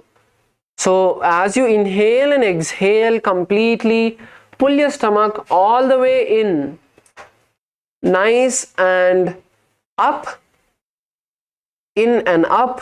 Pull your stomach, hold your breath for a few moments and then inhale. So நீங்க வந்து இந்த உத்தியான பந்தா வந்து நீங்க வந்து மூச்சை உள்வாங்கி வெளியே விட்டதுக்கு அப்புறம் ஒரு நிமிஷம் நீங்க வந்து காத்தை வெளியவே பிடிச்சிட்டு நீங்க வந்து வயிறை வந்து உங்க வயித்தை வந்து எவ்வளவு உள்ள வந்து கொண்டு வர முடியுமோ கொண்டு வாங்க, உள்ளேயும் மேலேயும் கொண்டு வாங்க. அங்க ஒரு நிமிஷம் பிடிச்சிட்டு அதுக்கப்புறம் நீங்க வந்து திருப்பியும் மூச்சு உள்வாங்கலாம்.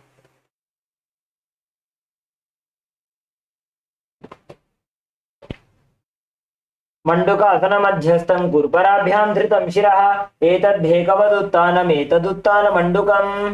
Yes, relax. கையை கீழே கொண்டு வரலாம். And now we move into the next asana, which is Simhasana. So இப்போ அடுத்து நம்ம வந்து Simhasana பண்ண போறோம். So now in Simhasana, the first step is crossing the feet behind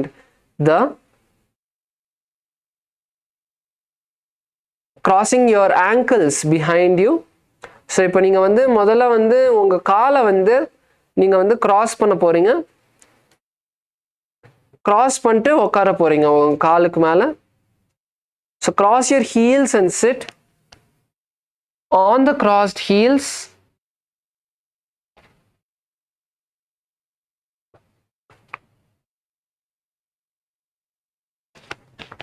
And keep your hands on your knees. So கையை வந்து உங்க முட்டிக்கு மேல கொண்டு வாங்க.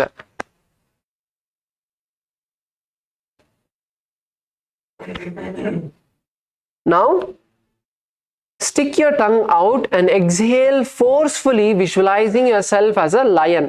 So உங்களுக்குள்ள நீங்க வந்து ஒரு சிங்கம் மாதிரி நீங்க வந்து visualize பண்ண போறீங்க. அதே நேரத்துல நீங்க வந்து உங்க நாக்கை வெளியே விட்டு நீங்க வந்து நல்லா ஃபோர்ஸா நீங்க வந்து ஜோரா நீங்க வந்து மூச்சை வெளியே விட போறீங்க வாய் வழியா.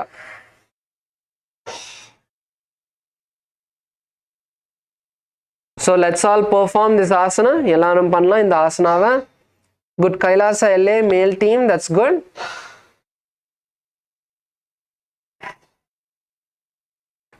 Visualize a lion in your inner space and continue to perform this Simhasana. दक्षिणं सव्यगुल्फेन दक्षिणेन प्रथेतरं हस्तौ जजान्वो संस्थाप्य स्वाङ्गुलीश्च प्रसार्य च. Relax. காலை வந்து நீங்க uncross பண்ணலாம். You can uncross your feet and now we move into the next asana, which is Bhadrasana. So இப்போ அடுத்து நம்ம வந்து Bhadrasana பண்ண போறோம். So now in Bhadrasana, keeping the toes of the feet together, sit on your heels. So நீங்க வந்து உங்க காலுக்கு மேல உட்கார போறீங்க.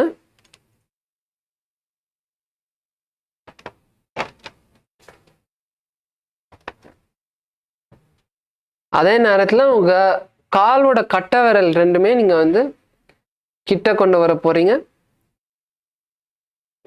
So sit on your heels with the toes together and now cross your hands behind your back. So கை ரெண்டுமே உங்களுக்கு பின்னாடி கொண்டு வந்து நீங்க வந்து இப்போ உங்க வலது கை வச்சு உங்க இடது காலோட கட்டை விரலை பிடிக்க போறீங்க. அதே மாதிரி இடது கை வச்சு வலது காலோட கட்டை விரலை நீங்க வந்து பிடிக்க போறீங்க. So now you're going to hold your right toes with your left hand and your left toe with your right hand, crossing the hands behind the back.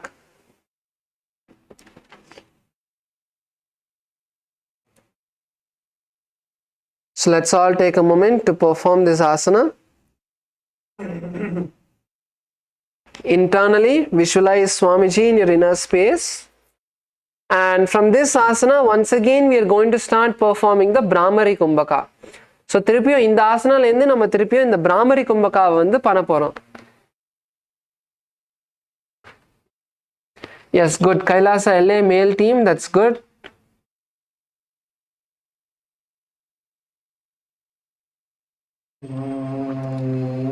Yes, Kailasa LA female team as well, that's good.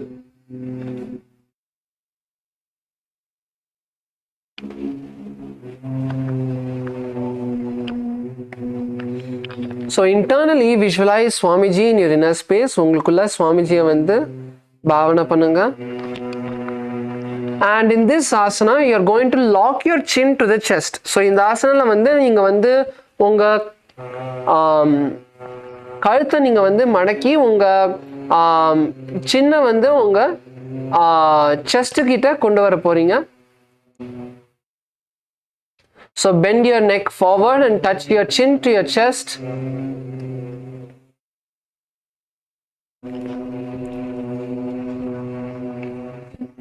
गुल्फौ च वृषणस्याधो विक्रमेण समाहितः पादाङ्गुष्ठौ कराभ्यां च धृत्वा च पृष्ठदेशतः जालन्धरं समासाद्य नासाग्रमवलोकयेत् भद्रासनं भवेदेतत् सर्वव्याधिविनाशकम्.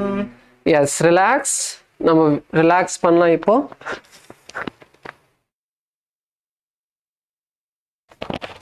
Just relax your legs for a moment. You can just shake them out.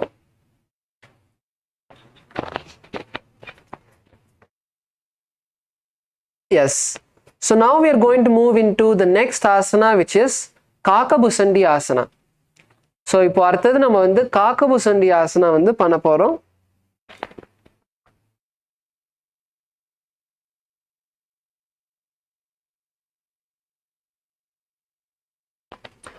So now in Kakabusandi asana, come into a squatting position. So இப்போ நம்ம வந்து ஒரு squatting positionல வர போறோம்.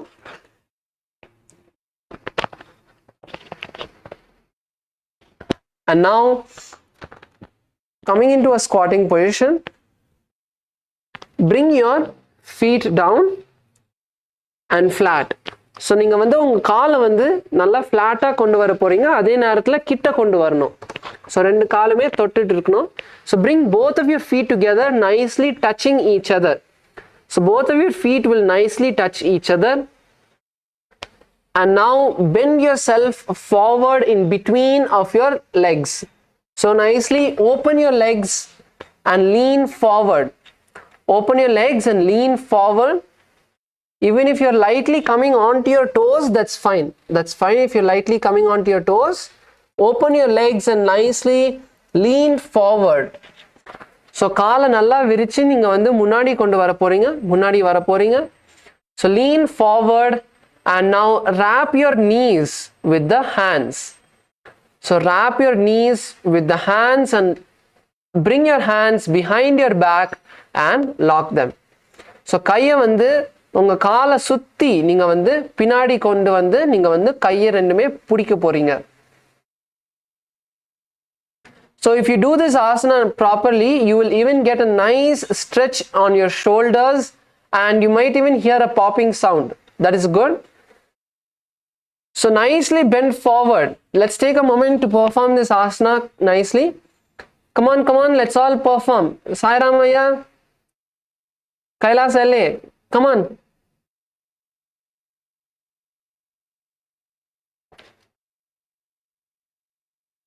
Nicely wrap your knees.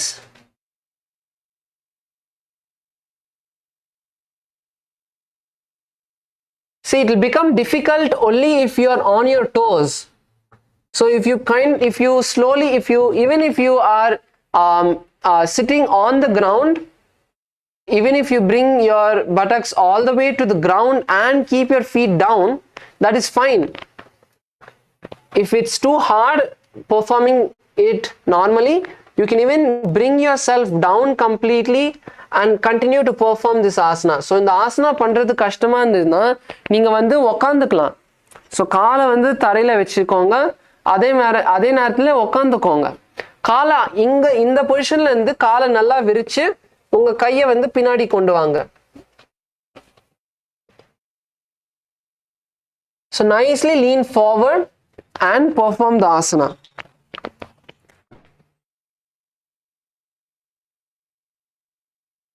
So in this asana, visualize Swamiji in your inner space.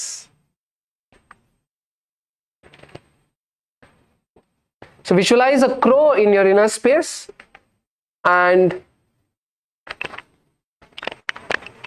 continue to chant the japa Sadashivoham. Come on, let's perform the asana. Everyone into the position. प्रथमे वेसक उकड़ठाने दो हाथ पगम बीच आने तिनको मोड़ी नलिया परिले. That's good, that's good. You can relax. Can now relax. And we are now going to move into the next asana, which is Kani Pavasana. So இப்போ அடுத்தது நம்ம வந்து Kani Pavasana பண்ண போறோம். So Kani Pavasana requires a little bit of strength and making sure your hands are in a proper position. So let's see how to perform Kani Pavasana. So இப்போ Kani Pavasana பண்ணும்போது உங்க கையை வந்து கீழே கொண்டு வர போறீங்க. So first bring your hands to the ground and keep your palms nice and wide. So keep your palms nice and wide and place your hands on the ground. And now come on to your hands and legs. So now you're going to slowly bring the knees. You're going to bring the knees to the back of your hand. So bringing the knees to the back of the hand, slowly lean forward. Slowly lean forward and lift one leg at a time off the ground and balance. So if this is hard, another variation you can do is bringing the knees to the side of your hand. So bring your knees to the side of the hand, nicely above the elbow. So nicely bringing the knee above the elbow. Once again you can lean forward and perform the same asana. So இப்போ இந்த Kani Pavasana எப்படி பண்ண போறோம்னா முதல்ல வந்து உங்க கையை நல்லா தரையில வச்சு நல்லா உங்க விரல்களை நல்லா விரிச்சு தரையில வச்சு கையை தரையில வச்சு நீங்க வந்து உங்க முட்டியை வந்து உங்க கைக்கு பின்னாடி கொண்டு வர போறீங்க. So கால் மேல வந்துட்டு coming on to your leg, you're going to bring the knee to the back of the hand. So உங்க முட்டியை வந்து உங்க கைக்கு பின்னாடி பக்கத்துல நீங்க கொண்டு வர போறீங்க. அதே நேரத்துல மெதுவா நீங்க வந்து முன்னாடி சாய போறீங்க. Slowly leaning forward. அதுக்கப்புறம் நீங்க வந்து உங்க காலை வந்து தரையில இருந்து தூக்க போறீங்க. So this is how we'll perform the Kani Pavasana. Let's all take a moment to try. So எல்லாரும் நம்ம ட்ரை பண்ணலாம். So உங்களால பண்ண முடியாட்டி பிரச்சனை இல்லை, ட்ரை பண்ணுங்க. Come on, let's try. Yes, good. KAILASA Malaysia, good. KAILASA Malaysia female team, that's good.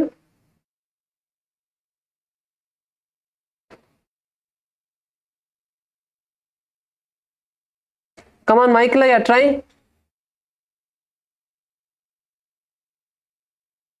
KAILASA Salem, என்ன எல்லாரும் உட்கார்ந்துட்டு இருக்கீங்க, ட்ரை பண்ணுங்க. Good. KAILASA LA female team, good. All of you are trying, that's good. Good. In KAILASA LA, Aya first row on the purple mat, that's good.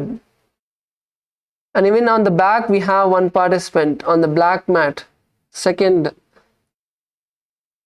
towards the center, that's good, that's good. So in this asana, visualize Swamiji in your inner space and perform the asana along with the japa Sadashivoham.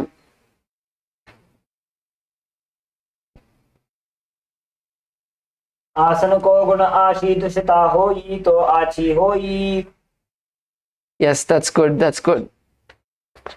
So relax, and now we move into the next asana, which is Kapali Asana. So இப்போ அடுத்தது நம்ம வந்து Kapali Asana பண்ண போறோம். So Kapali Asana is an inverted asana. So if any of you have some back injury, or if you maybe have a medical condition, you can avoid this asana, but try to your maximum. So in Kapali Asana we are going to partner up. So இப்போ Kapali Asana பண்ண போறோம். Kapali Asana வந்து நம்ம வந்து தலைக்கு மேல நிக்க போறோம். So நம்ம வந்து இப்போ பார்ட்னர் பண்ணிக்கலாம். So ரெண்டு பேரா நீங்க வந்து சேர்ந்து இந்த ஆசனா பண்ண போறீங்க. So let's all perform this asana now. So first step is keeping your hands and head on the ground. So முதல்ல வந்து உங்க தலையும் கையும் தரையில வச்சுக்கோங்க. So இப்போ பாத்தீங்கன்னா உங்க கையை வந்து தலைக்கு நேரா இருக்காது, உங்க கையை வந்து கொஞ்சம் கீழே இருக்கும். ஸோ நீங்க பாத்தீங்கன்னா கொஞ்சம் கேப் இருக்கு. So if you see, there is a little bit gap between the head and the hands. So first bring yourself into this position. Keep your knees on your hands, and now slowly you can raise one foot at a time, and at the same time your partner can support you. So your partner can support you.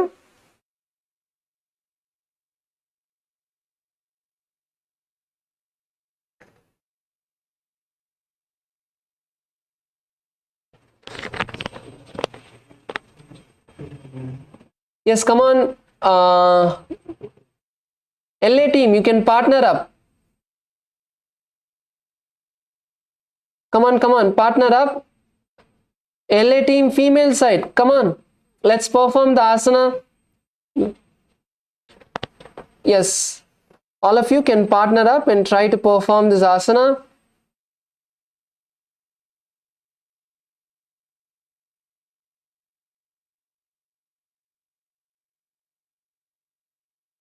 Good. KAILASA LA male team, we have one person who's doing it. That's good. Second row on the black mat. Yes, that's good.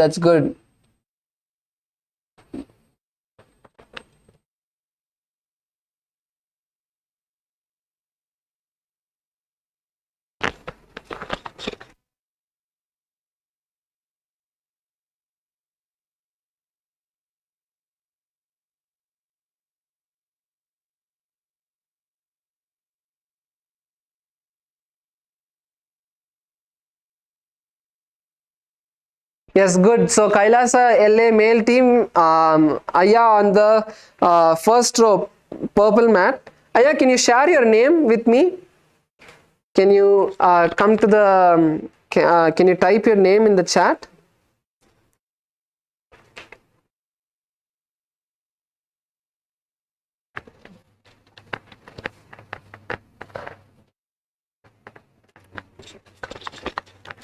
Yes, good. So in this asana, once you have performed, you can help your partner. So if your partner helped you, now your partner can perform and you can support your partner. So you guys can switch partners. All of you can switch partners and once again perform. Oh wow, KAILASA Salemla ஒரு அம்மா பண்ணிட்டு இருக்காங்க, நல்லது.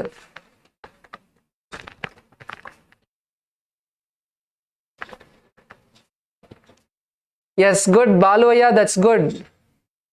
KAILASA female team, you guys did? Roman. Okay, Roman Aya, that's good. Nice to know your name, Aya.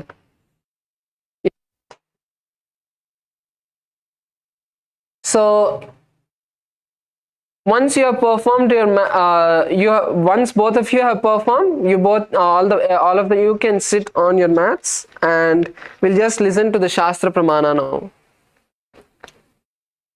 शीशा धरती टेकी पगदो वो मिलिवा ऊंचा को करें पगधली आकाश दिशे सनमुशराशे दो वो हाथा की हथेली दो वो. Yes, that's good.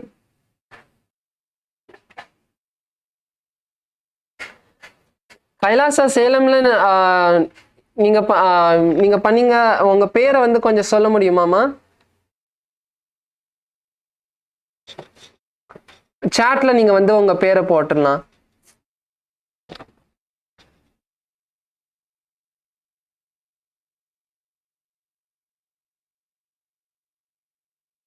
So okay, Svetama. Yes, Nithyananda Svetama. Supera பண்ணீங்கமா? So yes, now let's move into the next asana, which is Parshva Mayurasana. Yes, so now we move into the next asana, which is Parshva Mayurasana.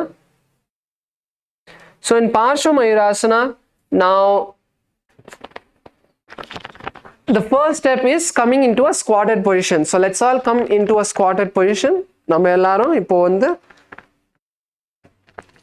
நம்ம கால் மேல வரலாம். So once you come into a squatted position, turn on to one side. So ஒரு பக்கமா நல்லா திரும்பிக்கோங்க. Turn on to one side and bring the knees above the, so you're going to bring your knees above the elbow. உங்க முட்டியை வந்து நல்லா உங்க எல்போக்கு மேல கொண்டு வர போறீங்க. அதே மாதிரி உங்க இன்னொரு கையை வந்து இடுப்பு கிட்ட கொண்டு வர போறீங்க, இடுப்பு கடியில.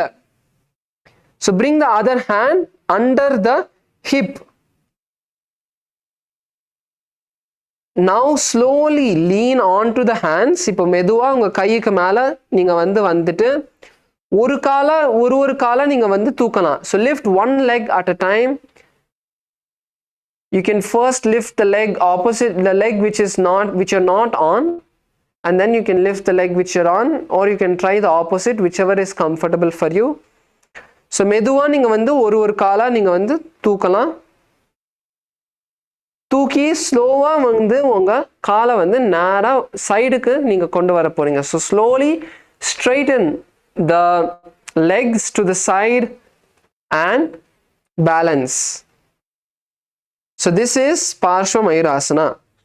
So இதான் வந்து Parshva Mayurasana. நம்ம எல்லாரும் ட்ரை பண்ணலாம். ஸோ உங்களால பண்ண முடியாட்டும் பிரச்சனை இல்லை.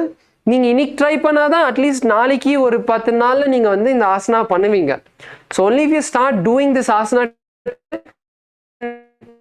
you'll be able to perform this asana. So in the future you'll be able to perform this asana. So let's try. Yes.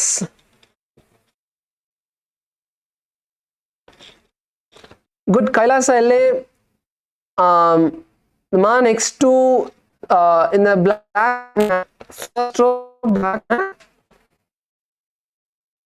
Actually, there are 2 black mats in the first row. Both of you did. That's good. Romanaya, are you able to do?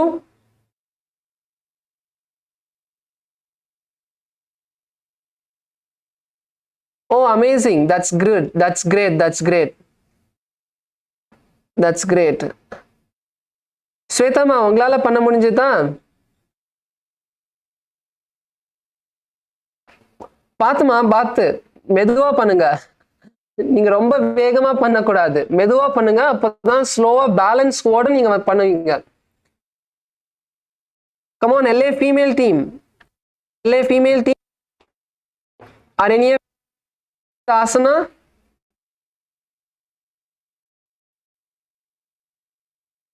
Yes, that's good. That's good. Man, the second row, blue mat. That's good. That's good. So in this asana, visualize a peacock. So in the asana, நீங்க வந்து உங்களுக்குள்ள ஒரு மயிலை வந்து நீங்க visualize பண்ண போறீங்க.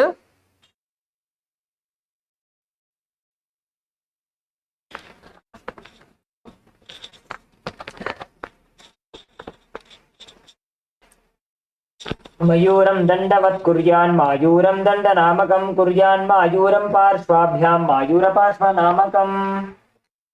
Yes. So now let's perform on the opposite side once again. So இப்போ நம்ம வந்து இன்னொரு பக்கத்துல நம்ம பண்ண போறோம். So let's perform on the opposite side. Come on, come on. Let's all perform on the opposite side now. So அதே மாதிரி நம்ம வந்து opposite sideல பண்ண போறோம். So once again show you step by step how to do. Step by step எப்படி பண்றதுன்னு காமிக்கிறோம். So வந்துட்டு நல்லா திரும்பிட்டு, so nicely sit on your legs and turn nicely onto one side, onto the opposite side.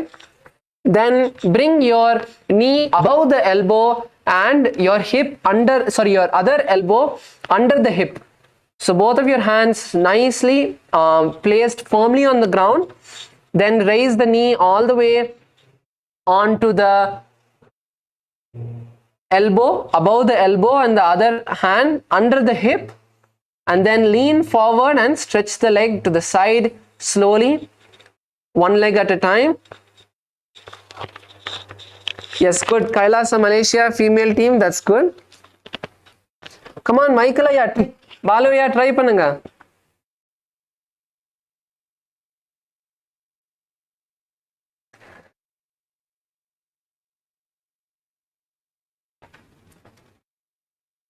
So in this asana, visualize yourself as a peacock. मयूरं दण्डवत् कुर्यान् मायूरं दण्डनामकं कुर्यान् मायूरं पार्श्वाभ्यां मायूरपार्श्वनामकम्. Yes, relax. And now all of us can come to a seated position. And so I'd like to also get to know all of the participants a little bit more.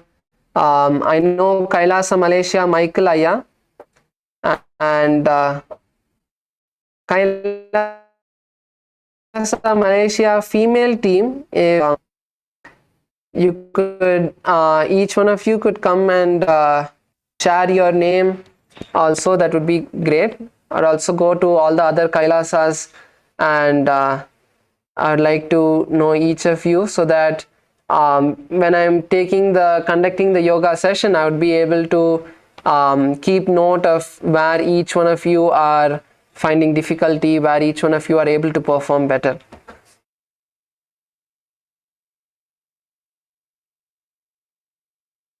So also in Kailasa LA, can we have a mic for the male and female side? So each participant can share their name.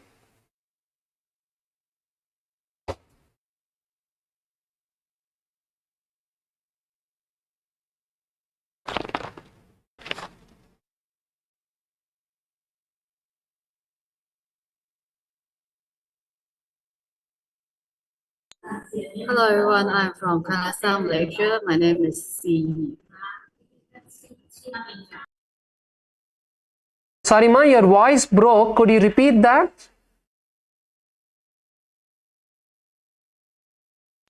Hello everyone, I'm from KAILASA, Malaysia. My name is CE. Alphabet C and E. CE. CE. Okay, yes, Nithyanandam CE ma. Nithyanandam, yes.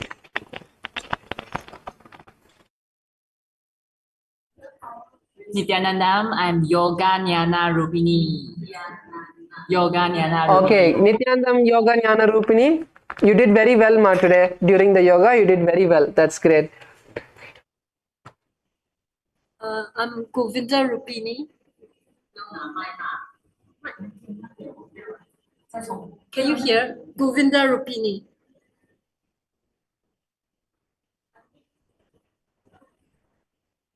Yes, I got ma. I was able to hear you. Yes. Ma Govind Rupini, you did really well during today's yoga. That's good. Nithyanandam, Ma Jarashakka. Yes, Nithyanandam ma Jarashaktika. Nithyanandam.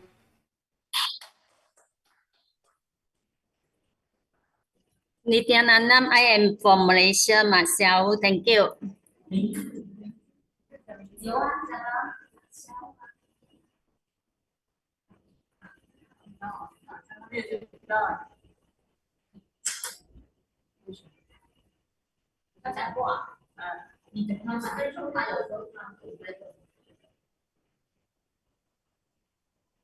Nithyanandam, I from Malaysia myself. Thank you.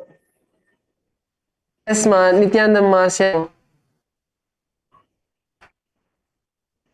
Ma Shankari from Singapore. Yes ma. Nithyanandam ma.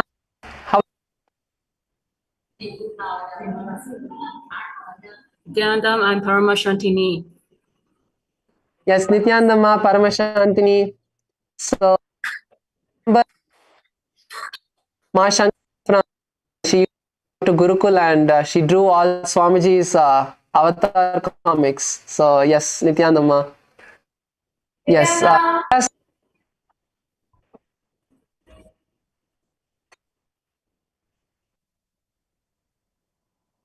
Nithyanandam, right?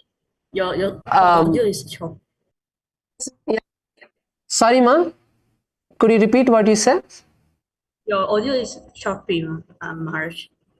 The audio. Is it Can you hear me? Still, March. okay? I will try to. I'll try and ask them to fix it, ma. Yes, Kailasa LA male team. Can you? Are you guys ready to share? Have you guys got a mic? We're ready. I hope so. Yes, Nithyanandam Romanaya. Nithyanandam. I'm Roman. I'm from Canada. Okay, the mic volume is really low.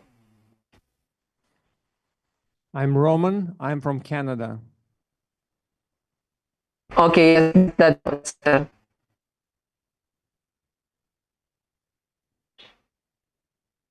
My name is Michael from LA, KAILASA. the volume is really low. Could you increase the volume? I was able to hear Kailasa Malaysia clearly. My name is Michael, KAILASA, LA.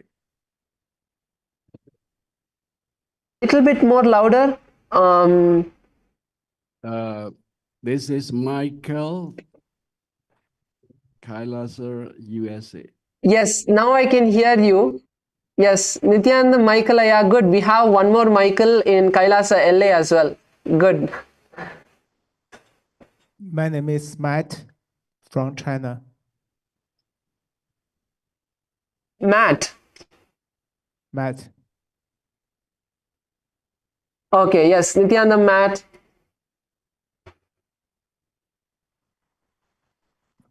My name is Imam. Yes, yeah, please go ahead.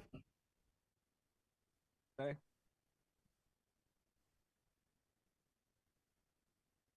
My name is Imam I was not. from Georgia, USA. Sorry, I didn't get your name. Could you repeat, please? The voice was breaking. Could you repeat, please? My name is Imam from Georgia, USA. The volume is really low. Can you hall volunteers adjust the volume, increase the volume, please? My name Maybe you can check the Zoom setting, or maybe in the Zoom the microphone volume might be really low. My name is Imam Check from that. Georgia, USA. Imam, yes, Nithyanandam, Imam. Yes, please go ahead. Nithyanandam, my name is Puniden from KAILASA, France. Could you repeat that once again, please? Sorry, the volume is very low. Nithyanandam, my name is Puniden from KAILASA, France.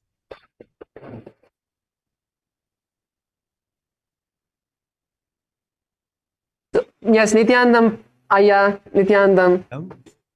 I'm Puniden from KAILASA, France. Puniden. Yes. Yes, Nithyanandam, Puniden, Aya, Nithyanandam. Nithyanandam. Nithyananda Maharaj, this is Sairam, KAILASA. Yes, Nithyanandam, Saramaya, Nithyanandam. Yes, your voice was nice and clear. Your voice was nice and clear. Yes. LA female team, I can only see the screen.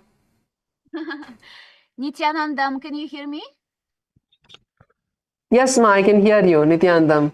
Nithyanandam. Yes, Nithyanandam, ma, Jnana Yogini. Jnana Yogini, Nithyanandam, Los Angeles, KAILASA. Okay. Yes, Nithyanandam, ma, I can hear you. And the other participants, can they come next one by one? Yes, they will come, each of them. Hi, I'm Alice from New York. Hello, this is Karunananda from Pittsburgh. Yes, ma, Karuna, Nithyanandam. KAILASA, Ohio. Yes, Nithyanandam, ma. Hello, my name is Lena Lakshmi. I'm from Canada. Sorry, ma, a little slow. Sorry, your voice wasn't clear. My name is Lena Lakshmi. I'm from Canada. Liana Lakshmi. Right. Yes, Nithyananda.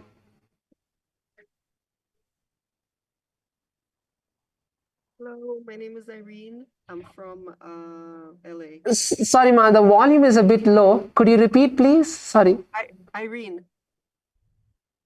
Irene. Yes, Nithyanandam, Irene. Yes, Nithyanandam.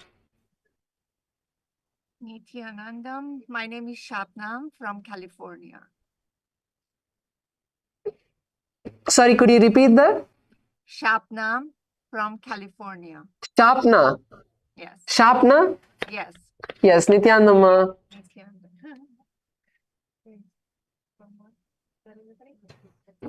Okay, Maharaj, that's everybody today.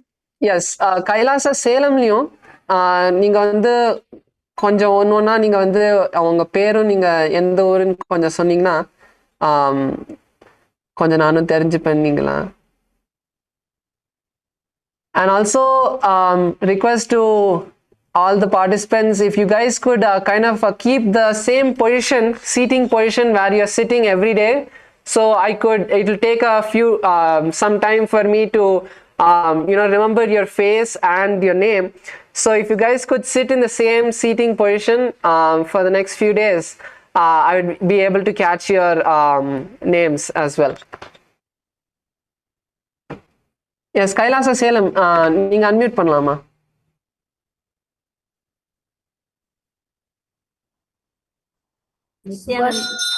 Nithyanandam, Subhashini, Kailasa, Uti. Subhashini. Yes, Nithyanandam, Subhashini ma. Maharaj, Nithyanandam, Kamala, Kailasam, Changalpatte, Nithyanandam. Sorry ma, கொஞ்சம் பேரை திருப்பியும் சொல்ல முடியுமா? Nithyanandam, Kailasa, என் பேர் கமலா, கைலாச Chengalpattu, Nithyanandam. கமலாமா, நித்யானந்தம்மா.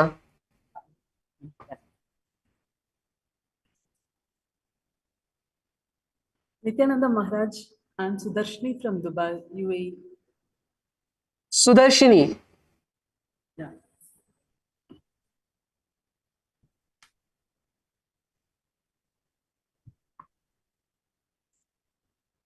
Sarvesh, Madurai. Sarvesh. Yes, Nithyanandamaya.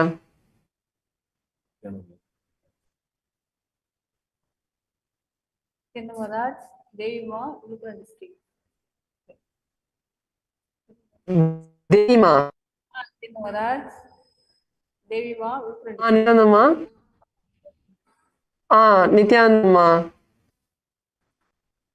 Ma, Shweta from Srirangam. Nithyanandamma. Yes. Kailasa Kashi, நீங்களும் கொஞ்சம் உங்க பேரை சொல்ல முடியுமா அம்மா?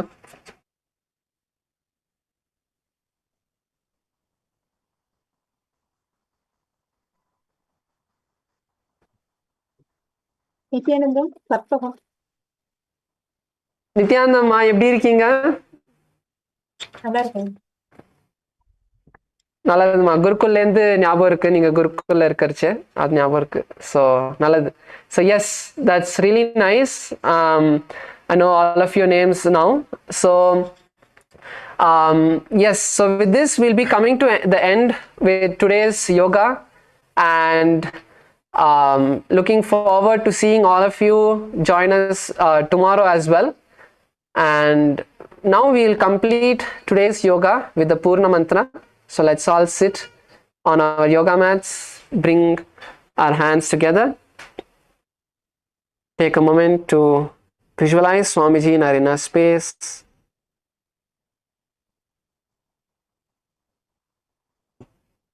Take a deep breath and let's chant the Purna Mantra.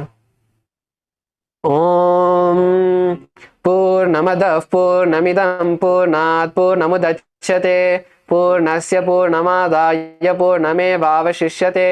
Om Shanti Shanti Shanti Hari Om Tat Sat Sarvam Bhagavad Shri Nithyananda Paramashiva Padukarpanamastu. Om Nithyanandam. Thank you, everyone. And the next schedule will be announced by your local program coordinators.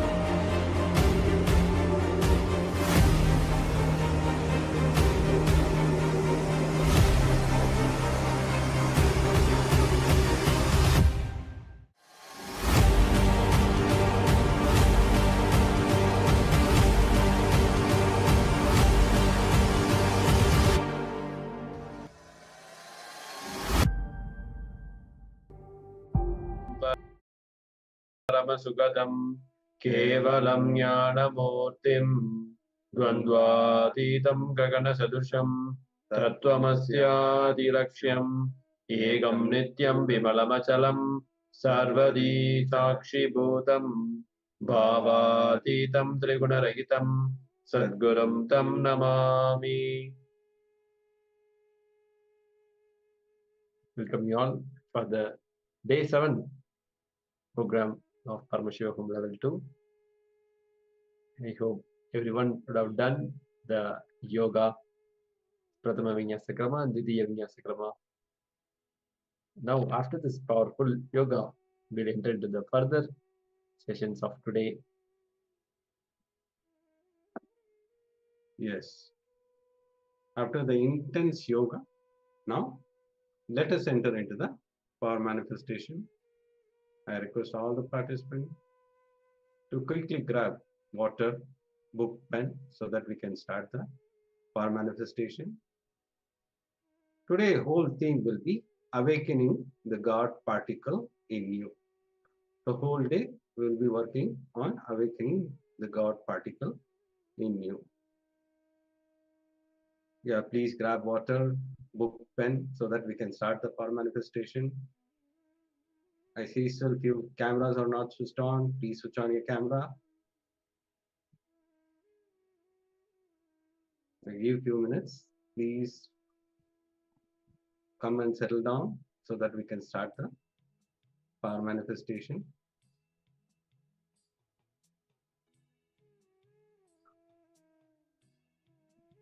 Yes, before entering into the power manifestation, let's see the Shastra Pramana to manifest the powers of third eye. Kapalantarmano nisya tistim militalochanaha ramena manaso dhadya lakshayet lakshamuttamam. Yes, the translation goes, by fixing the mind on the inner space within the crown center and sitting stably without any movement, having the eyes closed in succession, by that stability of the mind and inner space, through the power of third eye, one directly sees the ultimate goal, Lakshyam. By having the vision beyond the sight that reveals any object or place attaining the space of oneness with the source, Paramashiva. Now, let's enter into the power of manifestation. Please blindfold yourself. If you don't have the blindfold, you can have a piece of cloth cover your eyes, because in this power manifestation, you need to have your eyes closed. Your two eyes will be physically closed. Nothing should be seen. Only you'll be seeing through the third eye. Yes. Now sit straight with your head, neck, and spine in a straight line. Intensely chant the Mahavakya. Om Nithyananda Paramashivoham. Om Nithyananda Paramashivoham. Om Nithyananda Paramashivoham. Yes, be in that oneness space. From that oneness space, request Swamiji, whatever is being projected, to show through the third eye as we enter into the power manifestation. Nithyananda Paramashivoham.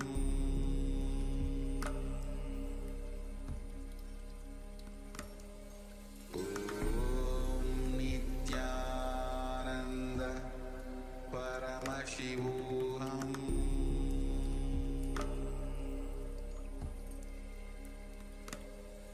Om Nithyananda Paramashivoham.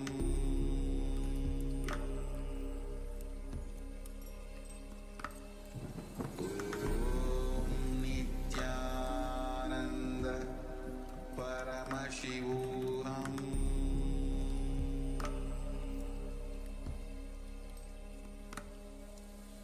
Om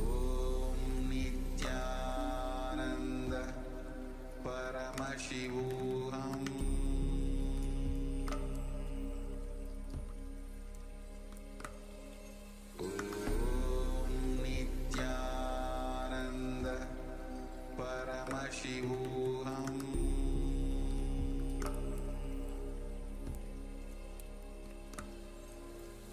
Om Nithyananda Paramashivoham. Paramashivoham.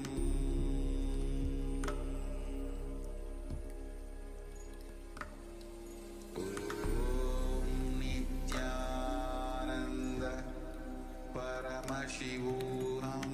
Om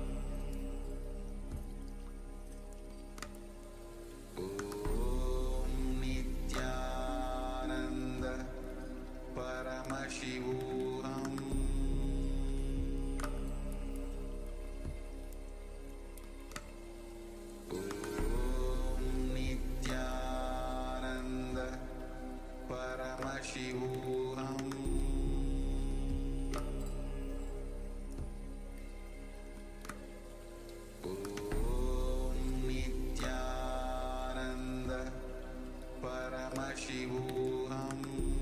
Om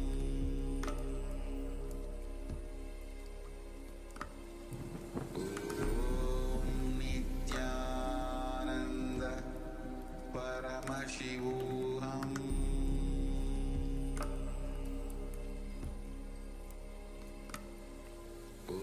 Om Nithyananda Paramashivoham.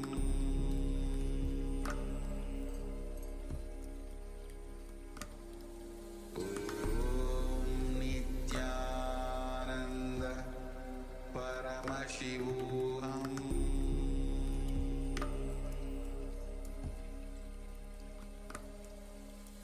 Om Nithyananda Paramashivoham.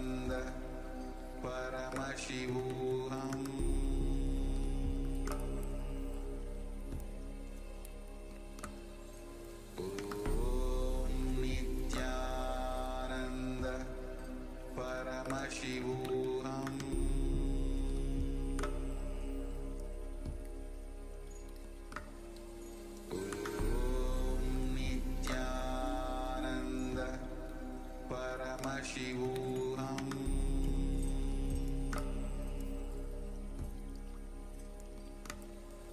Om Nithyananda Paramashivoham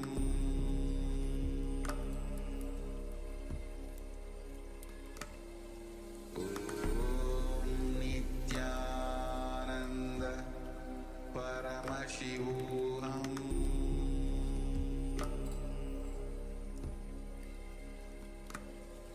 Om Nithyananda Paramashivoham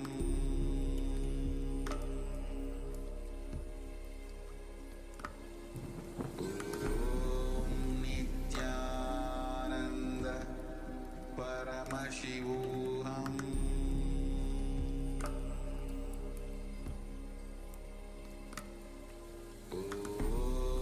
Nithyananda Paramashivoham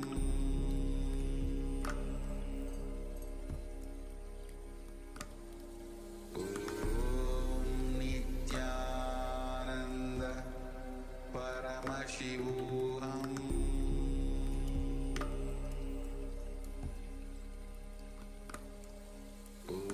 Om Nithyananda Paramashivoham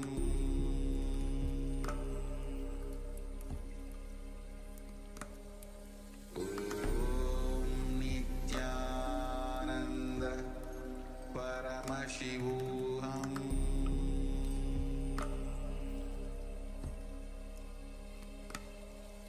Om Nithyananda Paramashivoham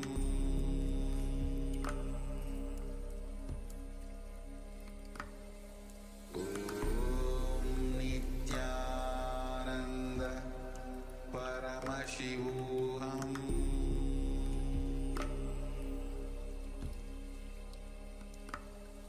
Om Nithyananda Paramashivoham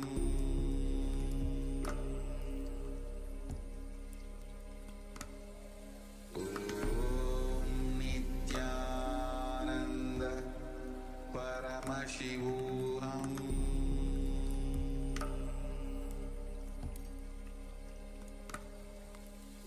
Om Nithyananda Paramashivoham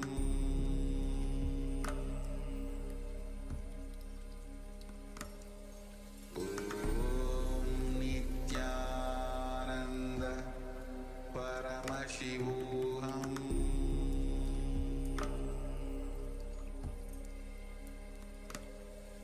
Om Nithyananda Paramashivoham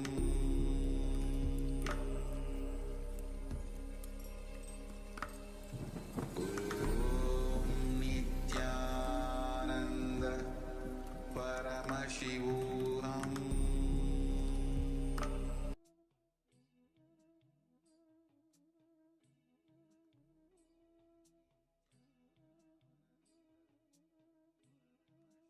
Yes. Now, slowly open your eyes. With deep gratitude towards Swamiji. Whatever Swamiji revealed through the third eye, you can put it in the chat so that we can help you in the power manifestation. Moduling, please switch on your camera. Wing, please switch your camera, switch on your camera. And whatever Swamiji revealed through the third eye, you can put it in the chat. Can help you in the power manifestation.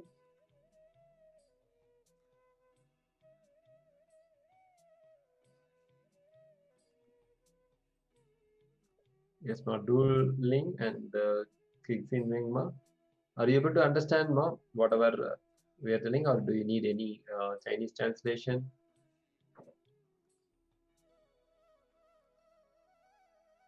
If you require a translation, please let us know in the chat.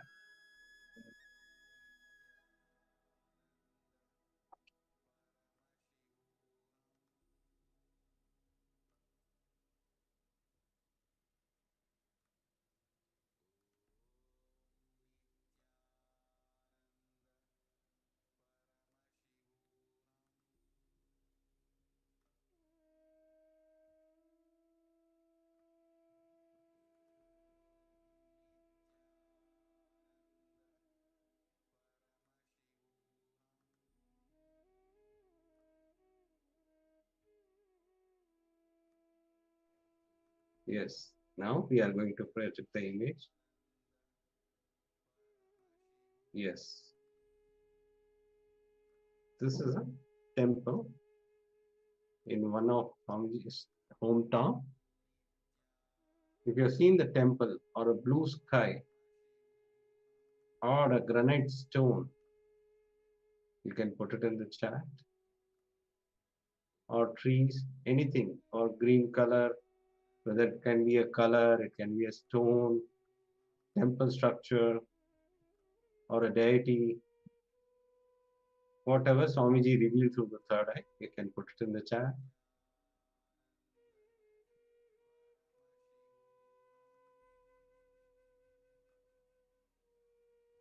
Yes, even if you should have got the visualization of any deities, because so many deities are sculptured in the temple tower. Please go ahead and share whatever has been revealed to you.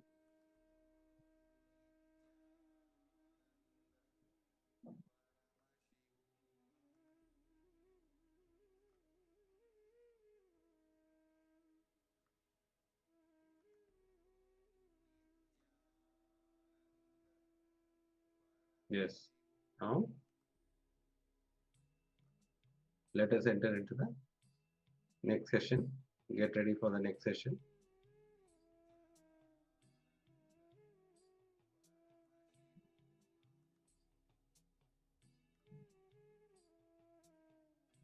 I request all the participants to have your book and pen along with you.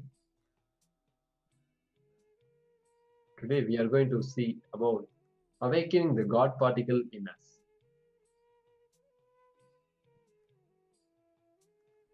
In that first, we are going to look into it about feeling connection with Guru. Guru, the ultimate cosmic gift that each one of us are blessed to have the Guru in our life when Swamiji is there in the physical body to guide us and to take through us through the enlightenment path. So Hinduism is the most ancient and most peaceful, still living and long-lasting demonstrable system that shows the possibility of peaceful coexistence amongst people despite fundamental differences between in their preferences and realities.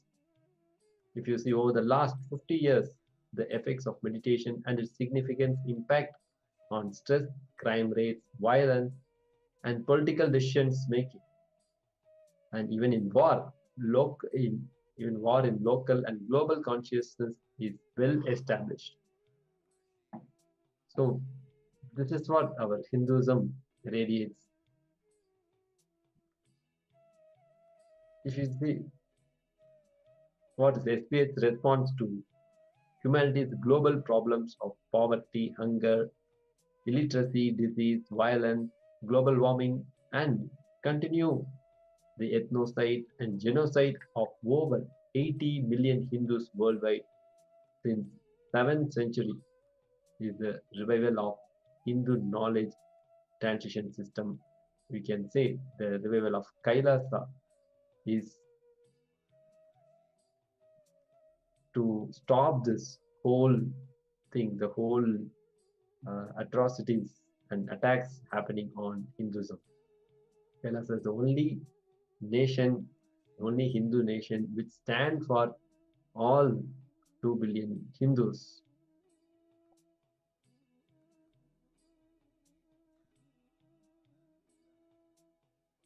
As we draw from ancient Hindu wisdom to address global challenges, we reinterpret Vedic knowledge for modern life, leading research in the areas like psychology, philosophy, medicine, cosmology, facilitating transformation for individuals and communities.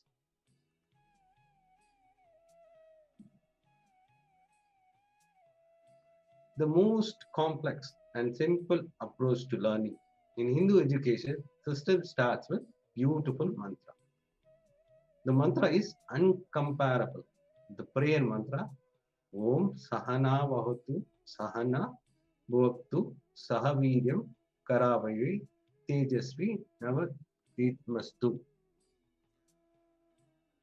Om Sagana Bhavatu Sahanau Bhunaktu Sahaviryam Karavavahe Tejasvina Vidamastu Ma Vidvish Vidvishevahe.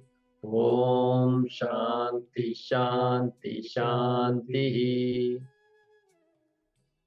Yes.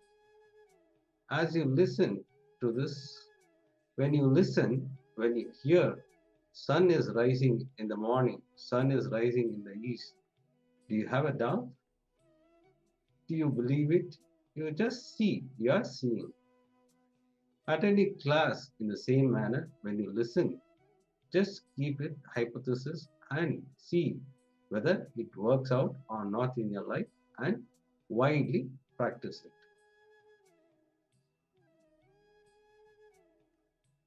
As the living representative of the unbroken oldest Guru Parampara from Paramashiva himself, I offer my devotees integrity, respect, commitment to that Guru Parampara first. This was given on 16th July 2009 by the Supreme Pontiff of Hinduism. The Supreme Pontiff of Hinduism, Bhagavan Sri Nithyananda Paramashivoham, was declared as Acharya Mahamandaleshwar of the Atal Akada, that is, oldest monastic order. At the age of 35, Atal Akada is the ancient body with history of 1400 years and represents one of the Dashanami Sannyasa Sampradaya, that is, which is 10 ancient monastic orders in Hindu tradition. Who is the Guru in your life? Understand? Who is the Guru in your life? The conscious decision process in you is given a breakthrough by Paramashiva incarnation as Guru. So we are all lucky to have as the Paramashiva as the incarnation in form of the Supreme Pontiff of Hinduism, Bhagavan Sri Nithyananda Paramashiva. All words, teaching, philosophies, principles are only to inspire you to be with embodied Guru. Once you find the embodied Guru, Guru Vak is your Shastra, scripture, principle, philosophy, Vedavak, word from the source Hindu scripture themselves. The space which literally makes the Maya shiver and takes you from the perceptual reality to the real reality. That space is Guru Tattva. Understand?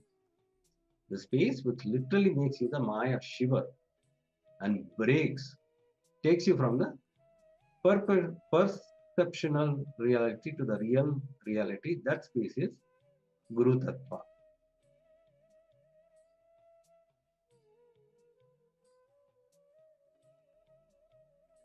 Yes.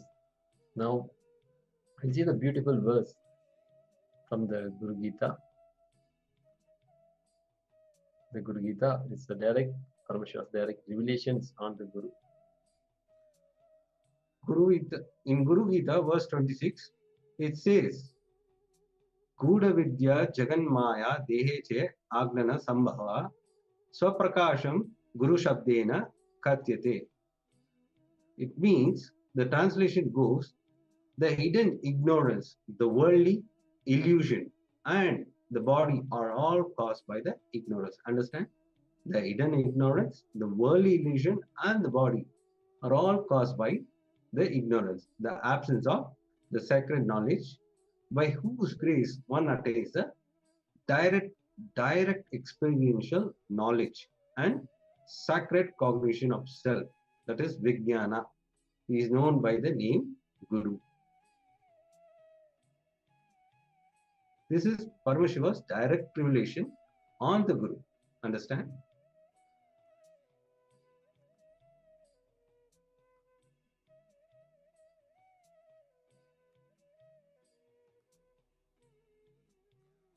Guru awakens Paramashiva's possibilities in you. Always, this is the actual reality. The Supreme Pontiff of Hinduism always sees this. I am here not to prove I am Paramashiva. I am here to prove you are Paramashiva.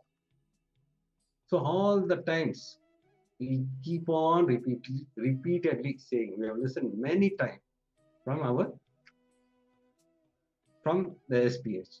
When I awaken your biomemory, all your possibility will be awakened. When I awaken your biomemory, all my possibilities will be awakened. Understand? When I awaken your biomemory, all your possibility will be awakened. When I awaken your bioenergy, all my possibilities will be awakened. And Shivoham is your possibilities. Nithyanandaham is your possibility. The SPH Nithyananda Paramashiva. This is from the SPH Nithyananda Paramashiva. In today's, yes.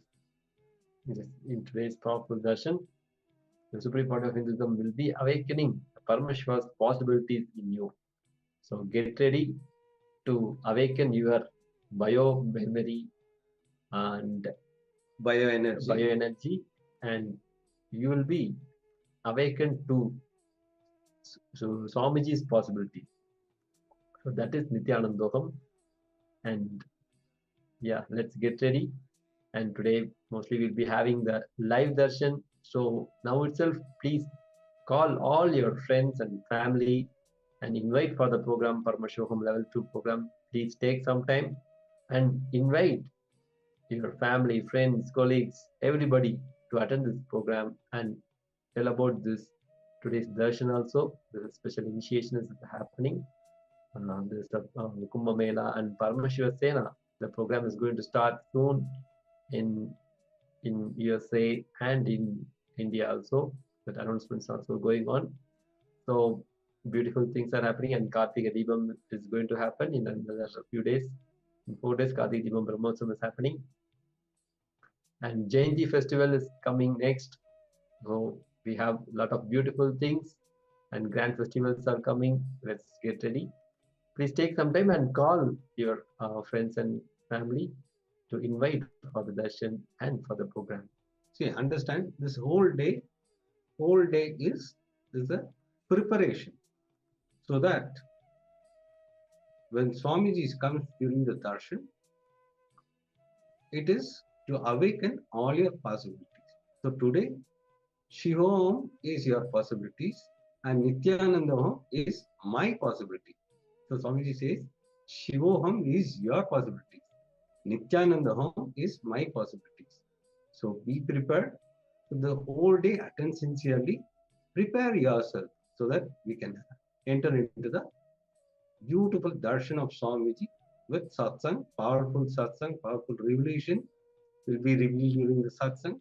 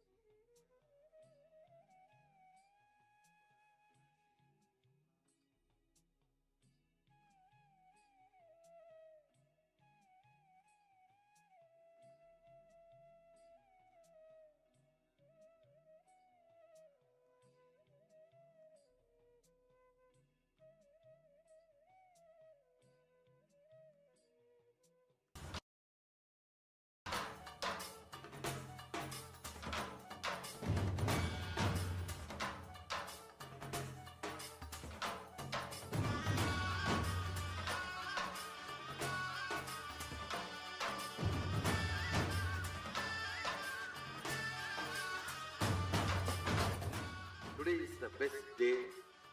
Sadashiva appears for Brahma and Vishnu early morning in the form of light shaft. Means the consciousness which is beyond time and space enters into time and space. Sadashiva declares, let me become many to celebrate myself. So morning we celebrate he becoming many. You can see every deity, every god, we go on light the lamp. So each, the Sadashiva himself becomes many. So whole campus we went round. It was such high energy. So again the many becomes one. Not only spiritually, even socially, this celebration forms a very important part of my life. Because this is the only celebration I enjoyed from my birth, at least in this body.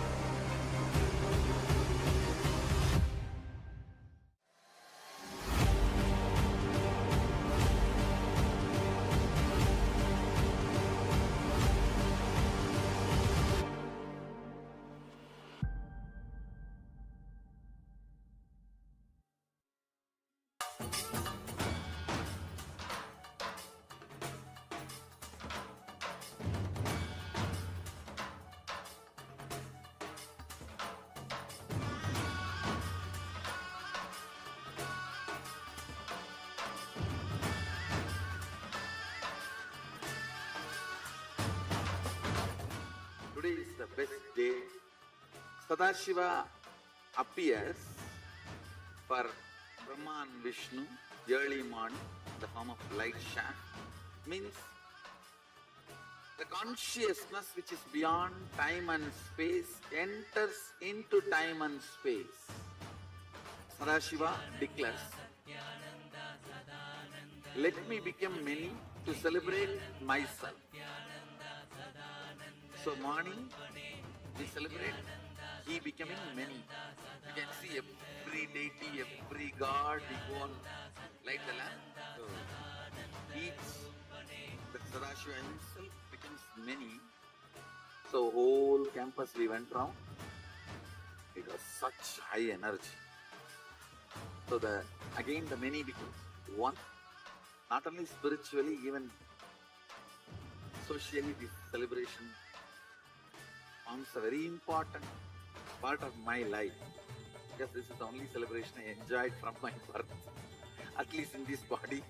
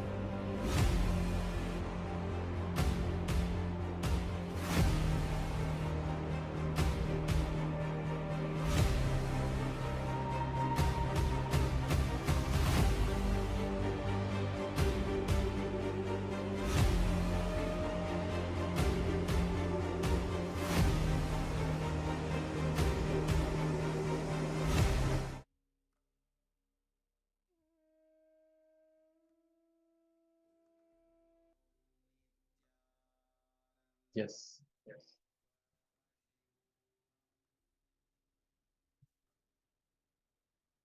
Now, let's enter into the other segments.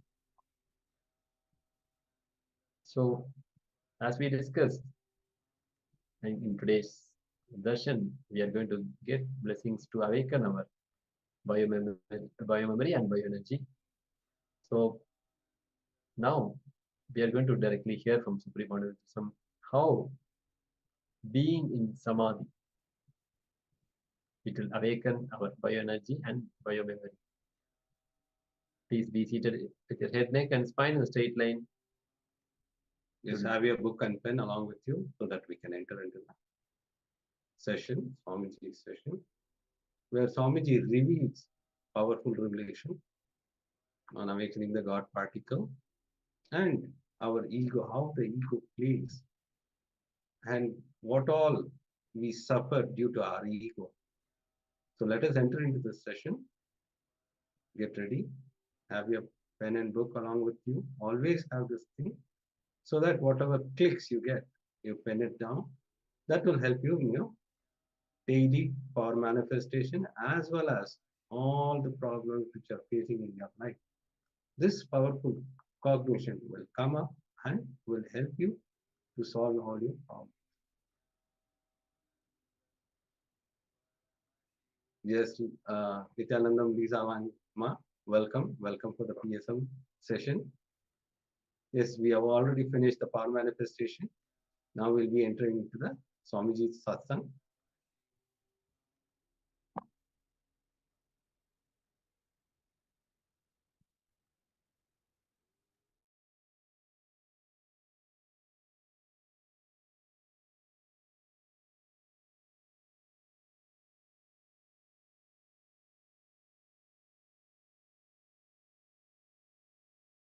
Ego will always be based on powerlessness.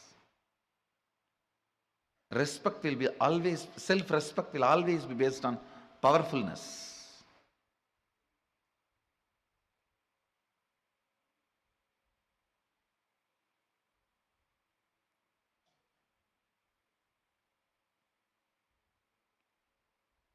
Every time when a problem comes in front of me, I only become more powerful by learning and expressing the method and solving it.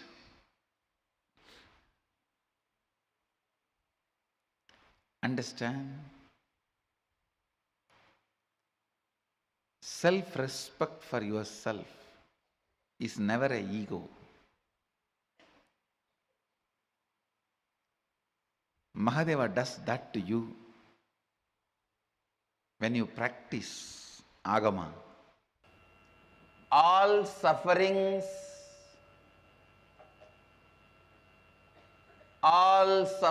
when I say all, I mean capital letter A-L-L. All sufferings is because you forget your identity again and again and again. All the good things are showered on you when you become authentic. Again and again, aligning yourself to authenticity is tapas.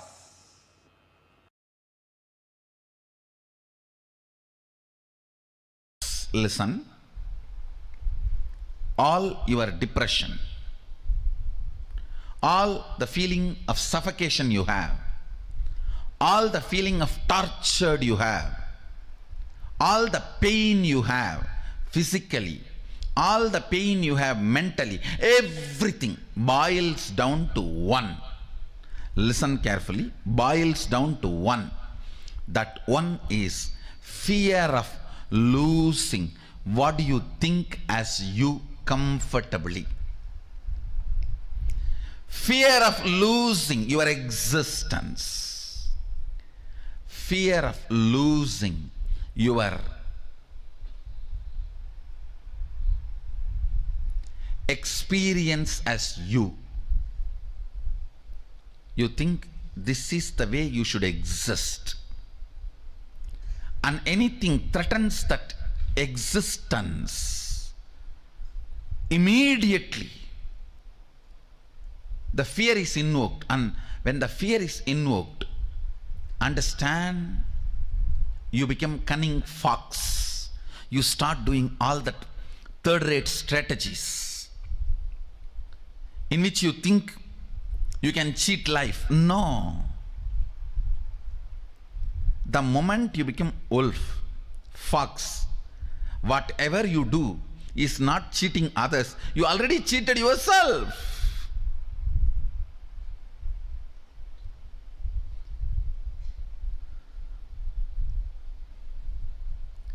Immortality is the way of existing, means nothing can touch the way you exist.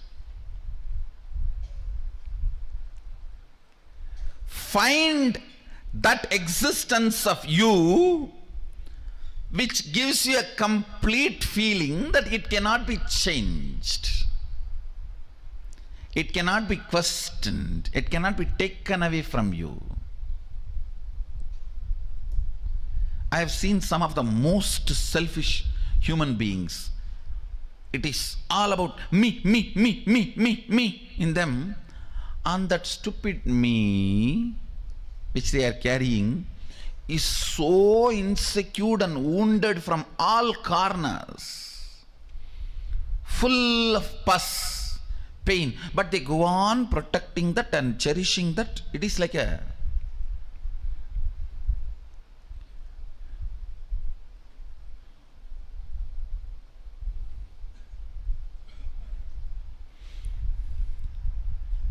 you have somebody who came to your house as an orphan.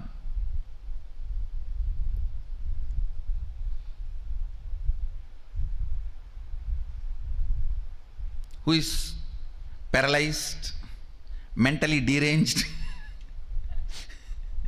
Nothing in them works other than arrogance, demanding. But you fall in sympathy with that person, and that person, you, if you don't take care of me, I will die, I'll die. And you give your whole life literally and take care of that person. Why? Because the person, if I don't take care, who will take care of that person?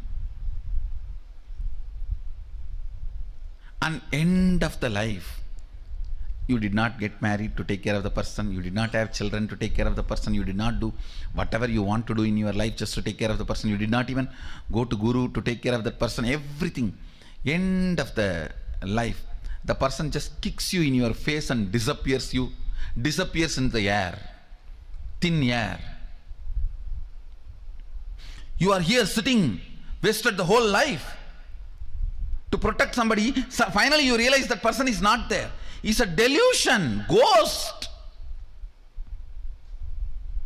That is exactly what you are doing.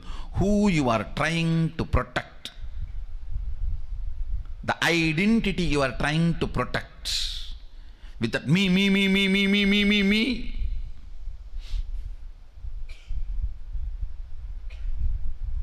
will suddenly disappear in the thin air after sucking your whole life. And then you will realize, oh God,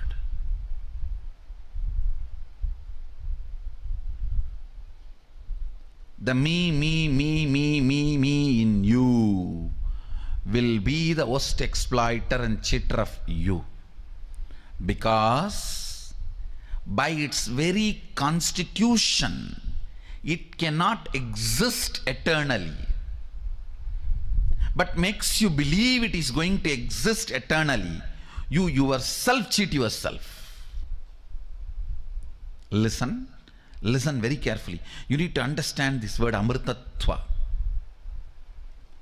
There is something in you which does not lose itself even while you go through the dream, while you go through the waking state, while you go through the deep sleep. Relaxing into that something is what I call amritatva, immortality. Start finding that something which does not lose its existence while you go through a dream state or deep sleep state or waking state.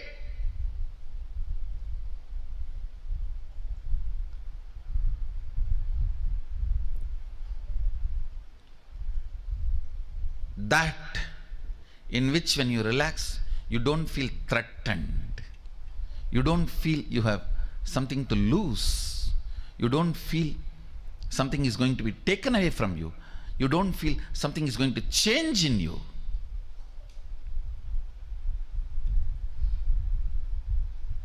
Amritatvam. Amritatvam.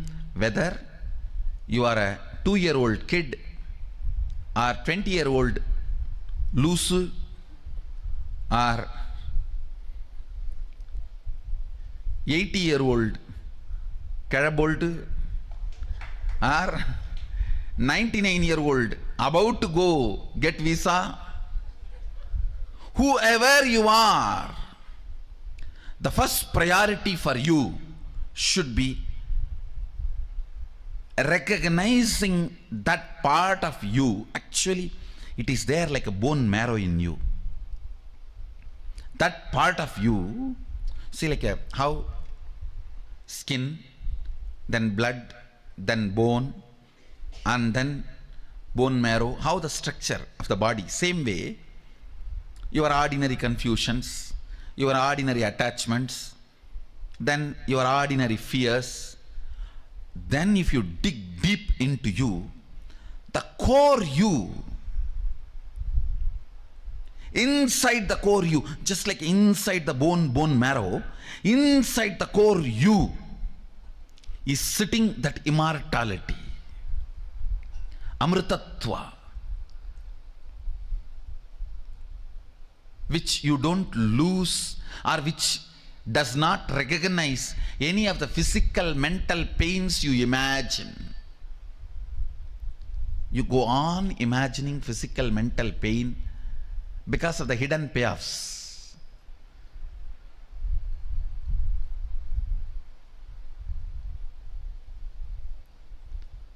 Because of the immature cognitions. Just like inside your bone, the bone marrow is there. Same way, inside your identity, that immortality is there in the form of a pure light. In the form of a pure consciousness, pure light. Recognizing that part is the first priority.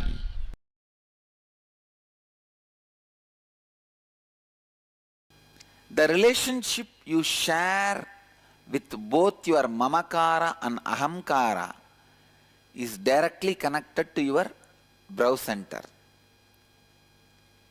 When you have non-integrated and inauthentic relationship between mamakara and ahankara. For example, in mamakara you feel you are covered, frightened, no courage, and in ahankara you show courageous, powerful, direct inauthentic, direct non-integrated. Then your ajna collapses. Having integrity and authenticity with mamakara and ahankara, your ajna flowers. Unfortunately, almost all human beings have inauthenticity with both mamakara and ahankara. How many of you feel you have inauthenticity with your ahankara and mamakara? I think I should ask in the other way. How many of you feel you don't have inauthenticity? No, you cannot be. If you have, come on, I have a place for you here. This whole second row you can fill. Or I'll even empty this line, you sit there.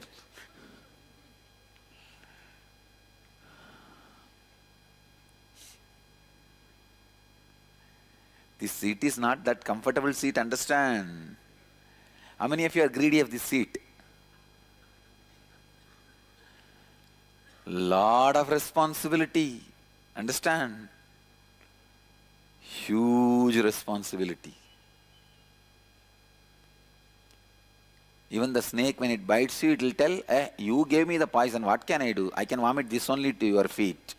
You give me nectar, I will vomit nectar.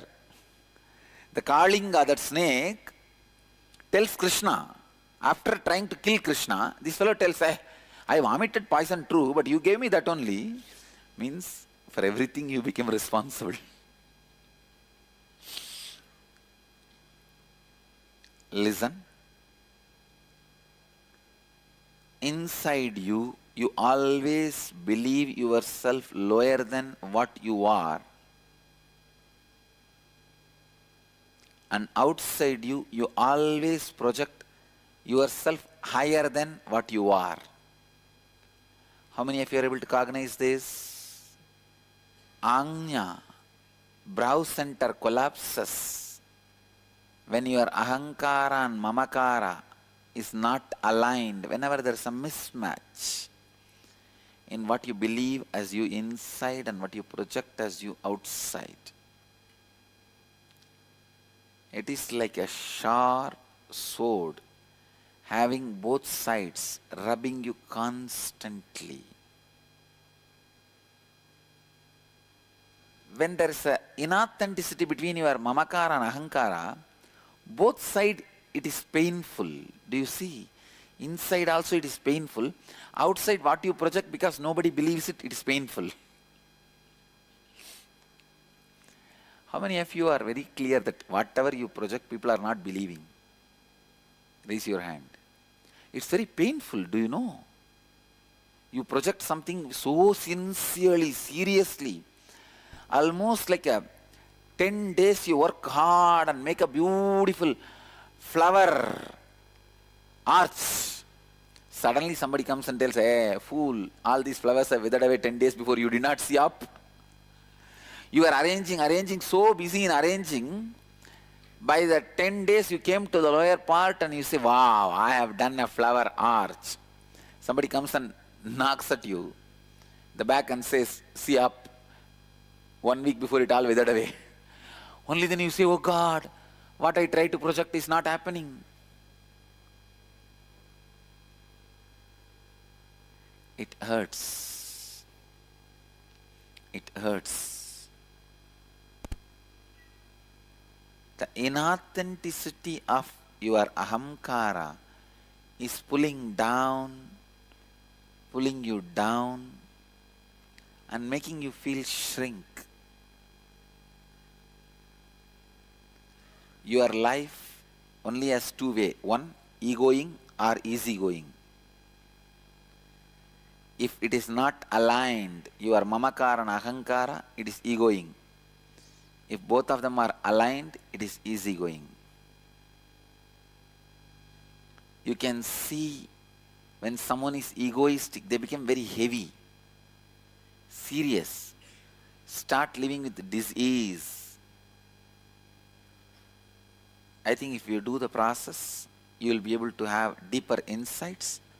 When you expose your mamakara to the world, you lose effectiveness with people. No, I am not saying you expose. All I am saying is align. See, what your ahankara you project, internalize that itself and make it as mamakara. That's all. So I am not saying project mamakara to ahankara. Project ahankara to mamakara. Oh, whatever I project there, I just believe myself. Yes. Okay. That is easy.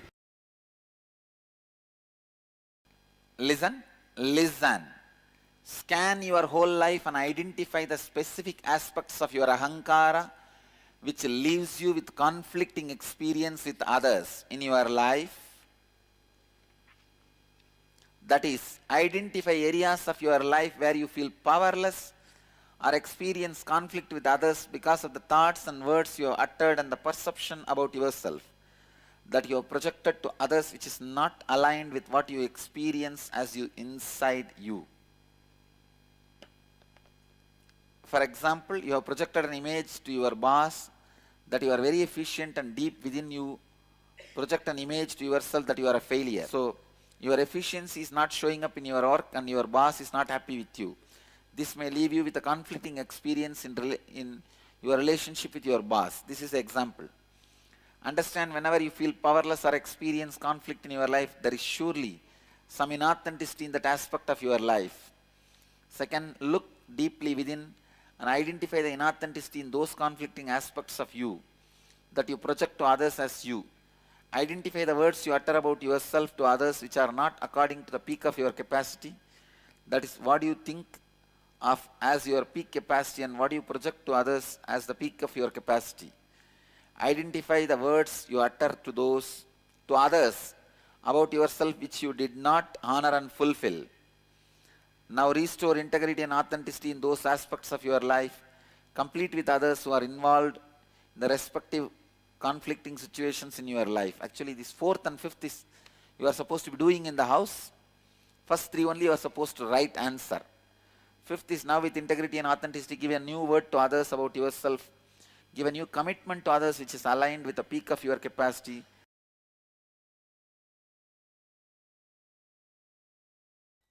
Having tolerance and patience is different.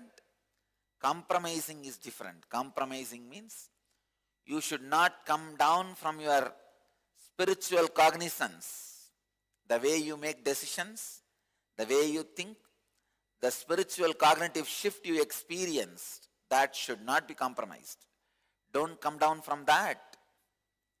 Add little more tolerance. Try to turn blind eye for some problems. That is allowed. Out of compassion, you can just turn your eyes the other side. But you yourself should not bend, should not come down from the way you take decisions. The spiritual cognitive shift should not be reduced. And show little tolerance. Don't worry. Your husband will not be scared. He will only be happy. Just do not allow your ego to fight with people. Live with confidence. Confidence will always bring tolerance. When I can tolerate with you, you can tolerate with anybody.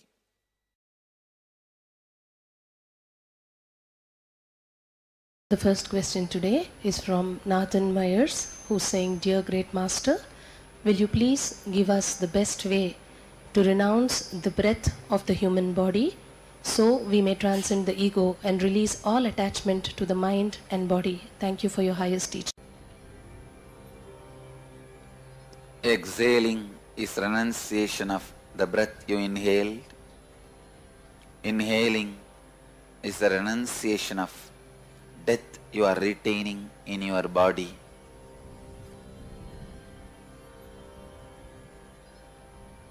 When you be in the center, neutral space between inhaling and exhaling, you renounce both life and death, rest in enlightenment. Inhaling is life, exhaling is death. Being in the neutral space, center of the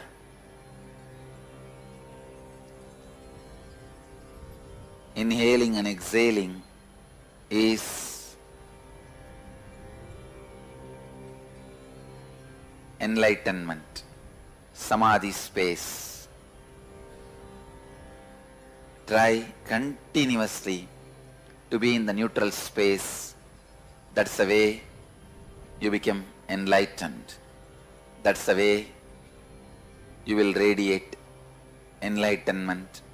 That's the best way to renounce breathing and all the movements of life and death related to breathing.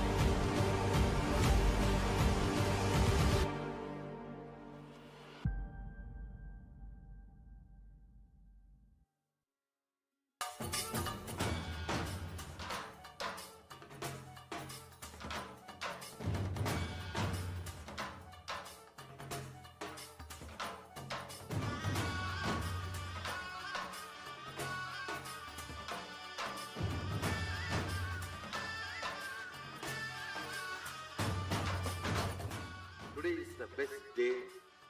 Sadashiva appears for Brahma and Vishnu early morning, the form of light shaft, means the consciousness which is beyond time and space enters into time and space.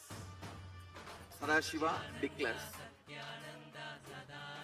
let me become many to celebrate myself.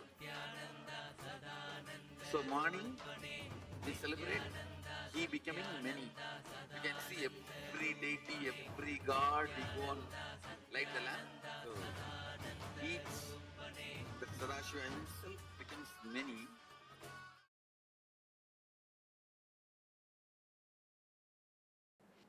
Actually today I wanted to work on perpetual completion. Understand? Perpetual completion means ability to sit in the completion continuously without tiredness, boredom, without any incompletion able to move you. Without tiredness, boredom, without any incompletion able to move you. It is like a sit. Whenever incompletions comes up, relive and drop the incompletion. Again, just sit. The space of completion. It will almost look like the initial level, the person who has a diarrhea, how he runs to the restroom and comes back, and in next 5 minutes again he runs to the restroom and comes back, again he runs to the restroom and comes back. In the initial it will look like that only, but in few minutes it will settle down. It may look like a wrong analogy. You can sit with open eyes or closed eyes, but you can't engage yourself in unconscious slumber, means sleeping. You can't engage yourself in just getting lost in the flow of thoughts. No. You will only sit in the space of complete completion. I am going to be here continuously encouraging you and guiding you. Listen. Listen to the instruction. You don't need to keep your eyes closed or eyes open. It's up to you. You want to keep your eyes open, keep it open. If you want to keep your eyes closed, keep it closed. It's up to you. But no thought current inside. You will sit in the space of completion. Any thought comes up is an incompletion. Then see the source. Why that thought? Feeling agitated, feeling irritated, feeling tired, feeling bored. Why that thought? See the source. When you started developing the same thought trend, relive, complete, relieve, come back to completion. How many of you understand the process? Shall we start? It will not be difficult, I tell you, very easy it will be. Only first 10 thought you have to do completion, and then after that it is just a simple decision, you will be in the space of completion. That is all. Permanent pain is nothing but every individual separate thoughts continuously coming. There is no permanent, continuous.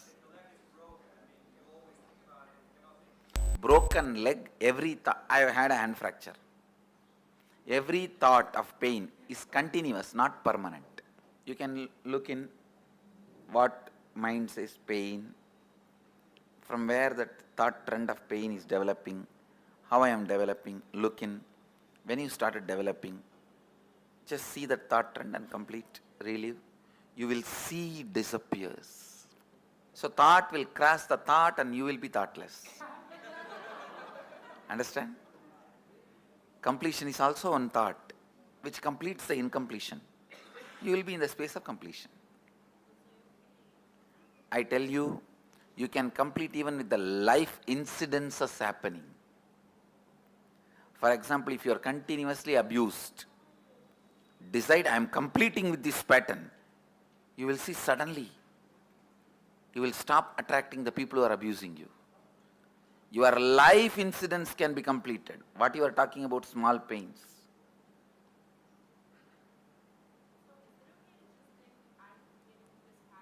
Yes. I think going through a little bit inside and reliving will help you. No, that hatred to go in is one more pattern.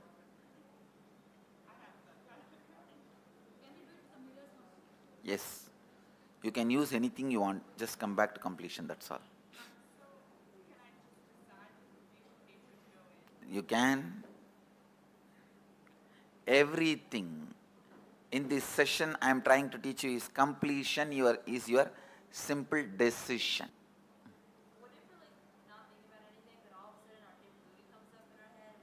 That is incompletion. That is what I am telling. Run to the bathroom immediately. Take a diarrhea patient.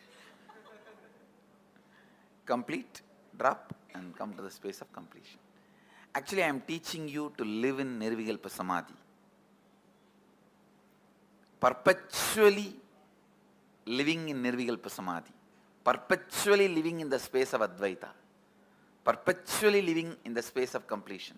That's what I am teaching you guys now. Say, all these days we pulled out many incompletions from inside and completed. Today, we are just looking, whoever comes to fight with you, you are going to fight with them. That's all. We don't call for Mahabharat war. Whoever comes on the way to fight with you, finish them. No, every thought is a powerlessness.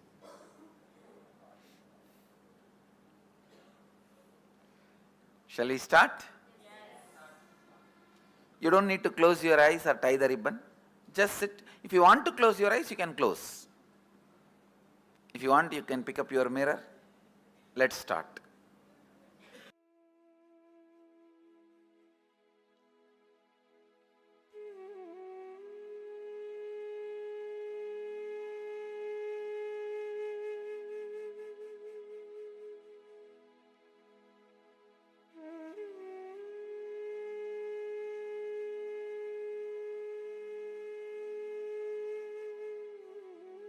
You don't need to keep your eyes closed or eyes open. It's up to you.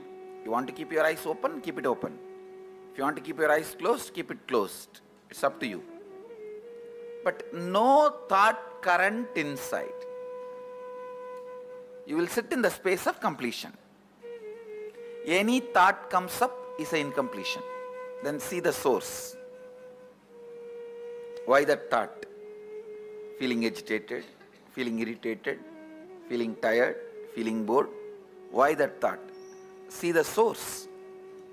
When you started developing the same thought trend, relive, complete, relieve, come back to completion.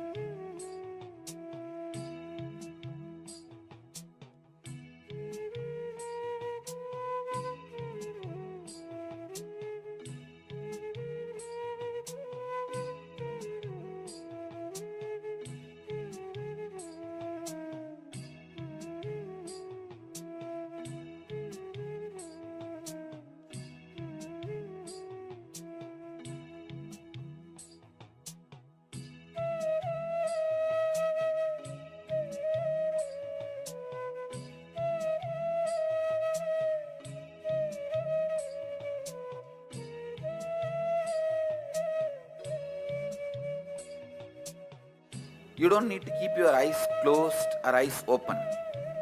It's up to you. You want to keep your eyes open, keep it open. If you want to keep your eyes closed, keep it closed. It's up to you. But no thought current inside. You will sit in the space of completion. Any thought comes up is an incompletion. Then see the source. Why that thought? Feeling agitated, feeling irritated, feeling tired, feeling bored. Why that thought? See the source. When you started developing the same thought trend, relive, complete, relieve, come back to completion.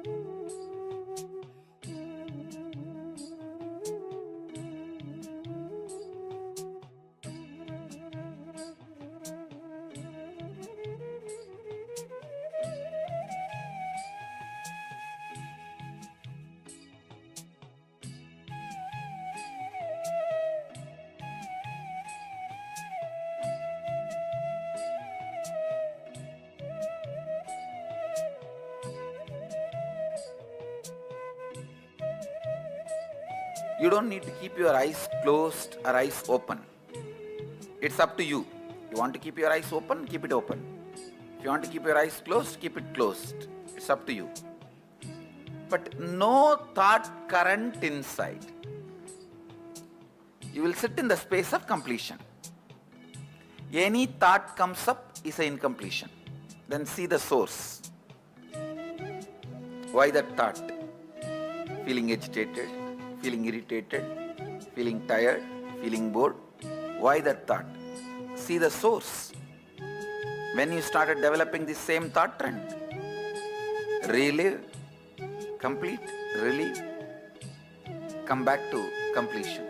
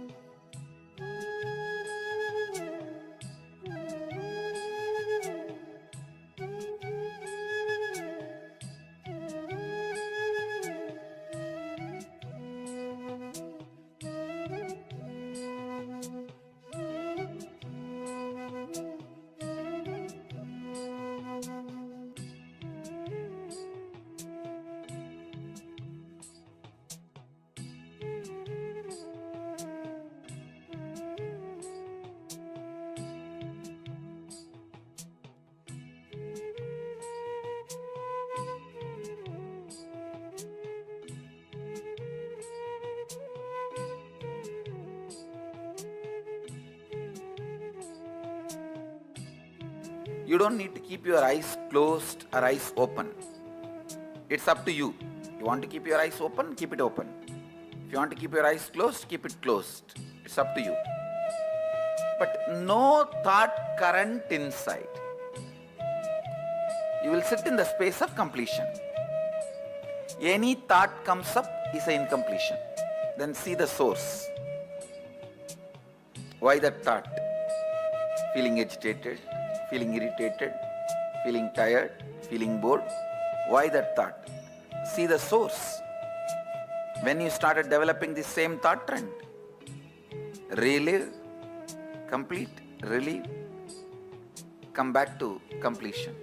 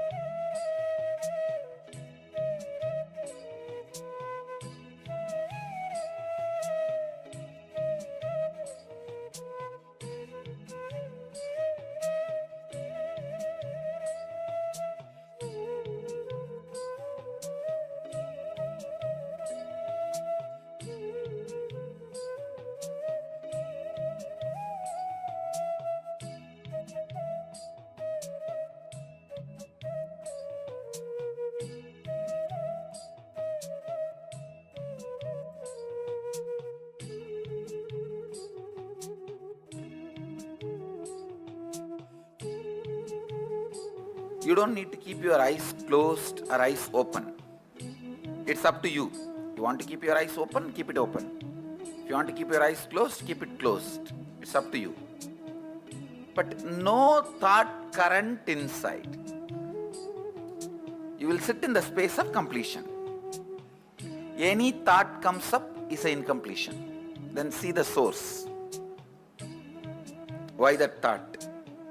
Feeling agitated, feeling irritated, feeling tired, feeling bored. Why that thought? See the source. When you started developing the same thought trend, relive, complete, relieve, come back to completion.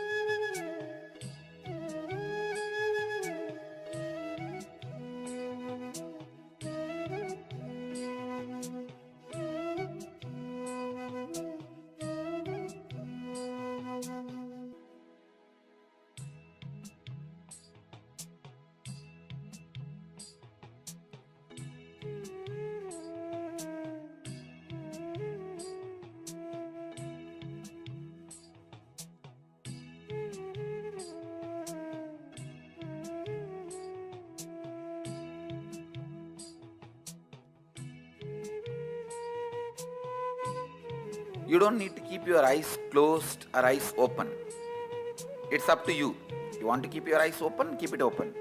If you want to keep your eyes closed, keep it closed. It's up to you. But no thought current inside. You will sit in the space of completion. Any thought comes up is an incompletion. Then see the source. Why that thought? Feeling agitated, feeling irritated, feeling tired, feeling bored. Why that thought? See the source. When you started developing the same thought trend, relive, complete, relieve, come back to completion.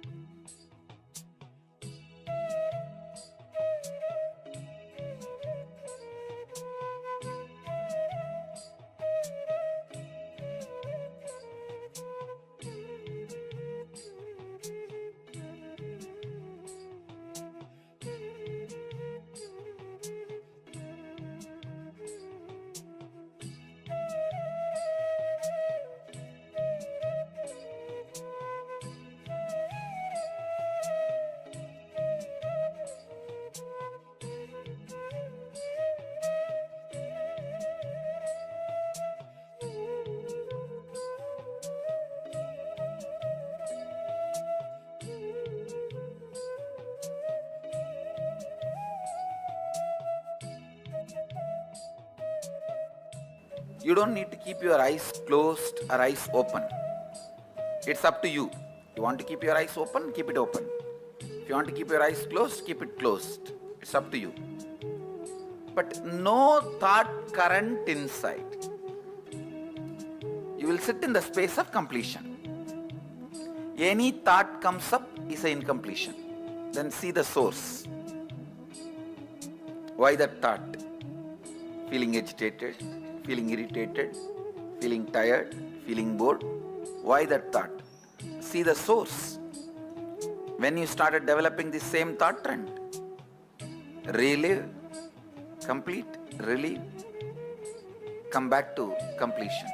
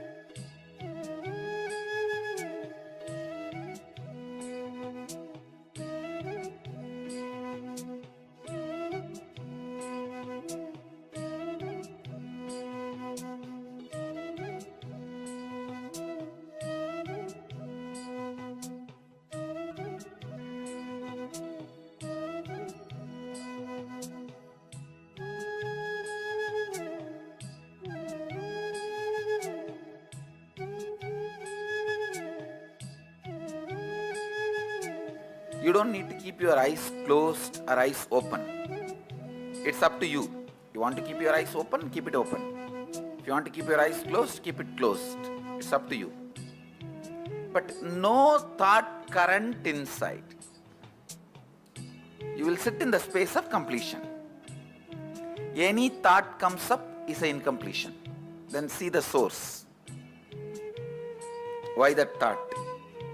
Feeling agitated, feeling irritated, feeling tired, feeling bored. Why that thought? See the source. When you started developing the same thought trend, relive, complete, relieve, come back to completion.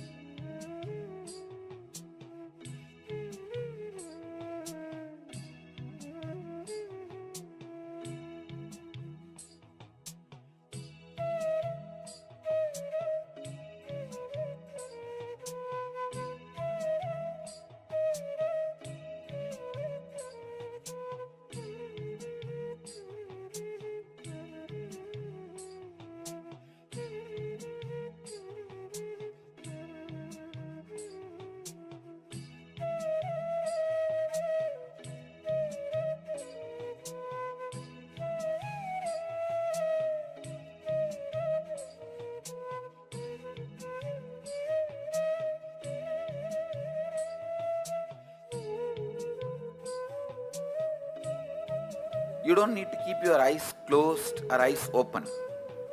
It's up to you. You want to keep your eyes open, keep it open. If you want to keep your eyes closed, keep it closed. It's up to you. But no thought current inside. You will sit in the space of completion. Any thought comes up is an incompletion. Then see the source. Why that thought? Feeling agitated, feeling irritated, feeling tired, feeling bored. Why that thought? See the source. When you started developing the same thought trend, relive, complete, relieve, come back to completion.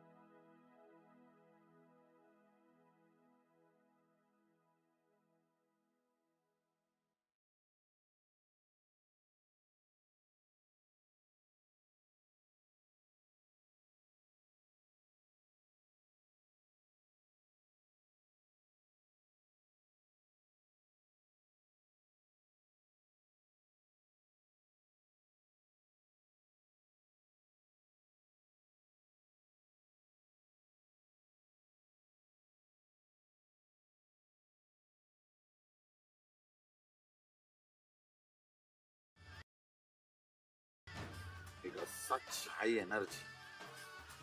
So the many becomes one, not only spiritually, even socially, this celebration forms a very important part of my life.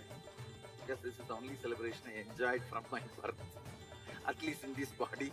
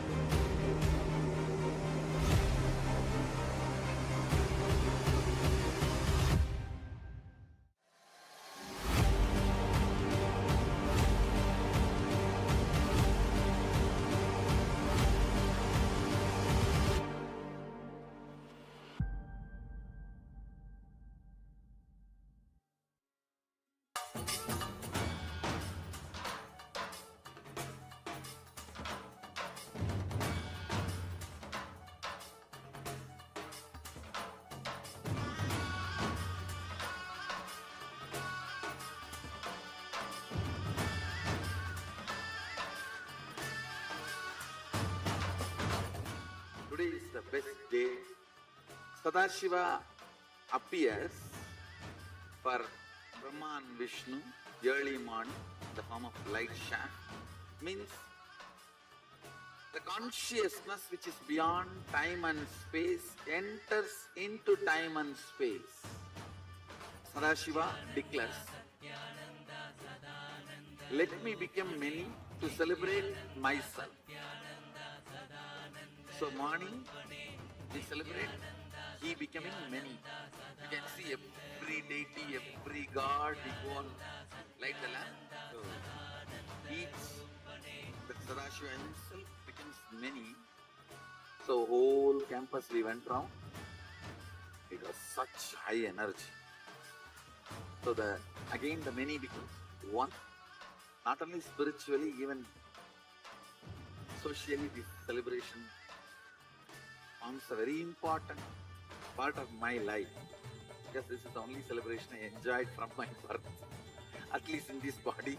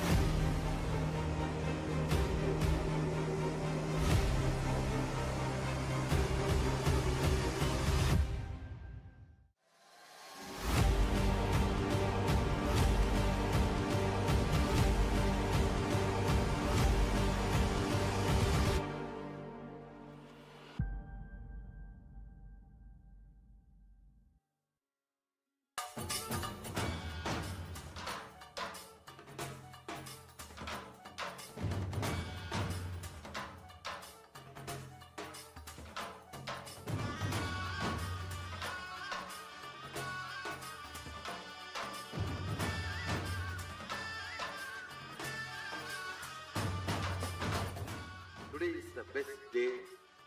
Sadashiva appears for Brahma and Vishnu early morning in the form of light shaft.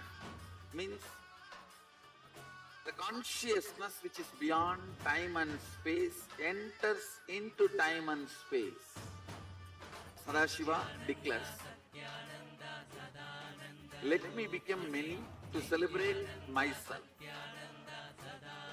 So morning we celebrate he becoming many. You can see every deity, every god, we go on light the lamp. So each the Sadashiva himself becomes many. So whole campus we went round. It was such high energy. So again the many becomes one. Not only spiritually, even socially, this celebration forms a very important part of my life. Because this is the only celebration I enjoyed from my birth, at least in this body.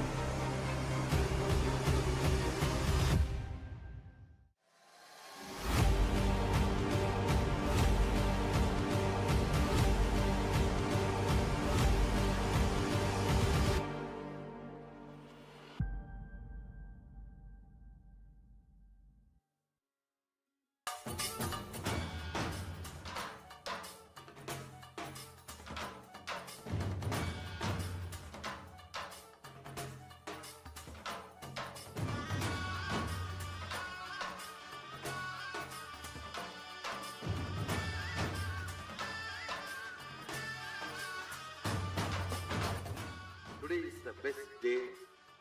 Sadashiva appears for Brahma and Vishnu early morning, the form of light shaft. Means the consciousness which is beyond time and space enters into time and space. Sadashiva declares, let me become many to celebrate myself. So morning, we celebrate he becoming many. You can see every deity, every god, we go on light the lamp. So each the Sadashiva.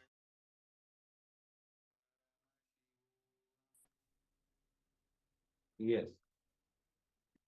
Now, let us enter into the internalization.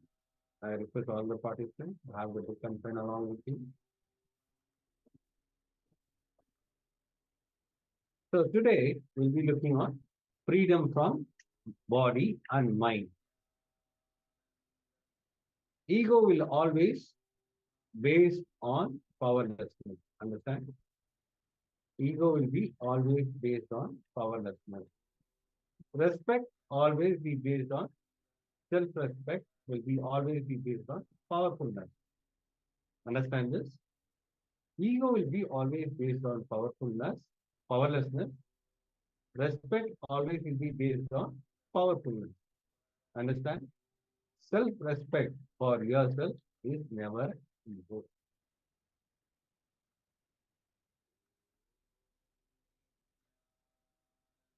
Having tolerance and patience is different. Having tolerance and patience is different. Compromising is different. Compromising means you should not come down from your spiritual cognition. Understand? Compromising means you should not come down from your spiritual cognition. The way you make decisions, the way you think, the spiritual cognitive shift you experience, that should not be compromised. Do not come down from that. So add a little more tolerance. Try to turn blind eye for some problems. Add little more tolerance. Try to blind eye for some problems. That is allowed out of compassion. Just some problems can be blind eye because that can be allowed based on out of compassion. You can just turn your eyes to the other side, but you should not bend. That is the most important thing. You can just turn your eyes to some problems, but you should not bend. Should not come down from the day you take decision. Yes. So for the sake of other people, for example, you have some powerful cognition that you decided you're going to live by. Just because there's some external circumstance, you yourself should not stop following that decision. But you see another person who might have not had that insight, that understanding. To them, you don't have to be so harsh. You can turn a blind eye to them out of compassion. They also need to learn that is right, but they might have not yet had that understanding. So out of compassion, you can turn a blind eye towards them. Let us now enter into the actual internalization exercise. Scan your whole life and identify the specific aspects of your ahankara, which leaves you with conflicting experience with others in your life. Just like this example, many times you make a decision in your life. You're very clear about it, but the people around you, they do not immediately align to what you want to experience as your new reality. And you fear the friction, you fear the resistance. So like this, look in and based on your outer image, look what are the conflicting experiences that are being created. It's going to be the first step. So identifying areas of your life where you feel powerless or experience conflict with others because of the thoughts and words you have uttered and the perception about yourself that you have projected to others, which is not aligned with what you experience as you inside you. So that is the conflict between the inner image and the outer image. Understand, whenever you feel powerless or experience conflict in your life, there is surely some inauthenticity in that aspect of your life. So let us take a few moments, look through our life. Even recent incidents are okay because these patterns recreate themselves all the time. So look in, scan your life, your whole life, and identify the specific aspects of your ahankara, your outer image that you are projecting, how you want to show yourself. Those aspects which leave you with conflicting experience with others in your life. If you have any questions about this step of the process, let us know. If there's any clarity you need, we'll happily help you out. Make sure you have your pen and paper ready and you write it down elaborately. If you want, you can first make a list and then add details, but it should be elaborate. So let us get ready for this step of the exercise.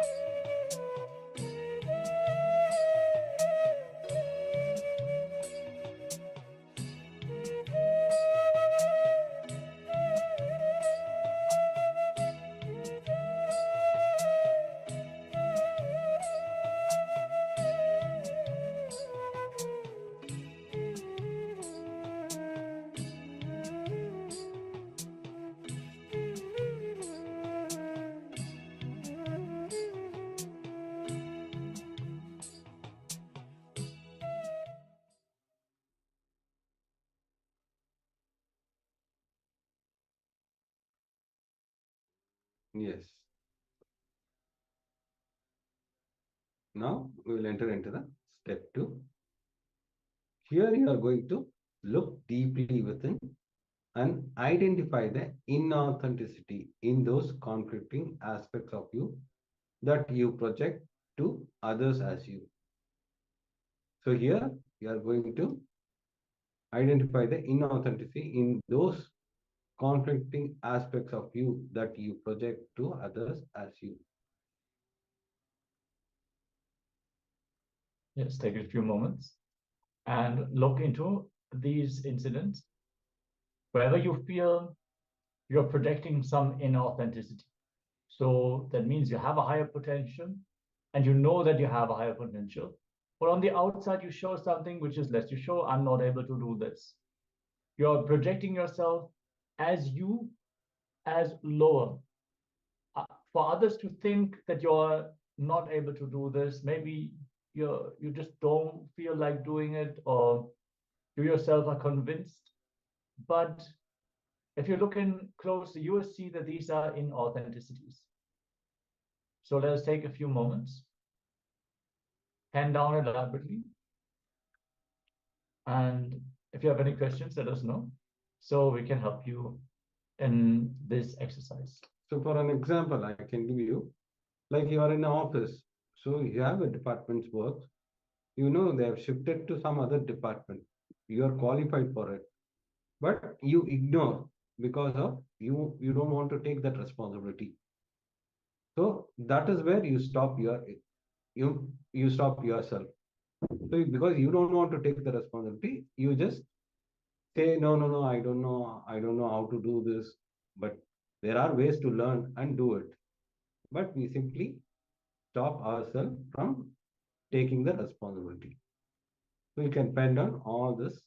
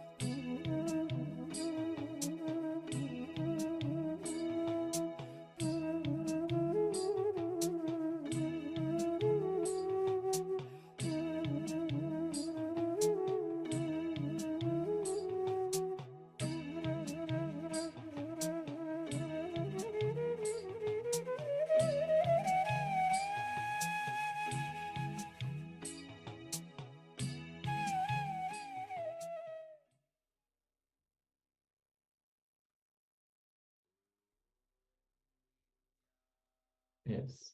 Let's now move on to the next step. In the third step, identify the words you utter about yourself to others, which are not according to the peak of your capacity.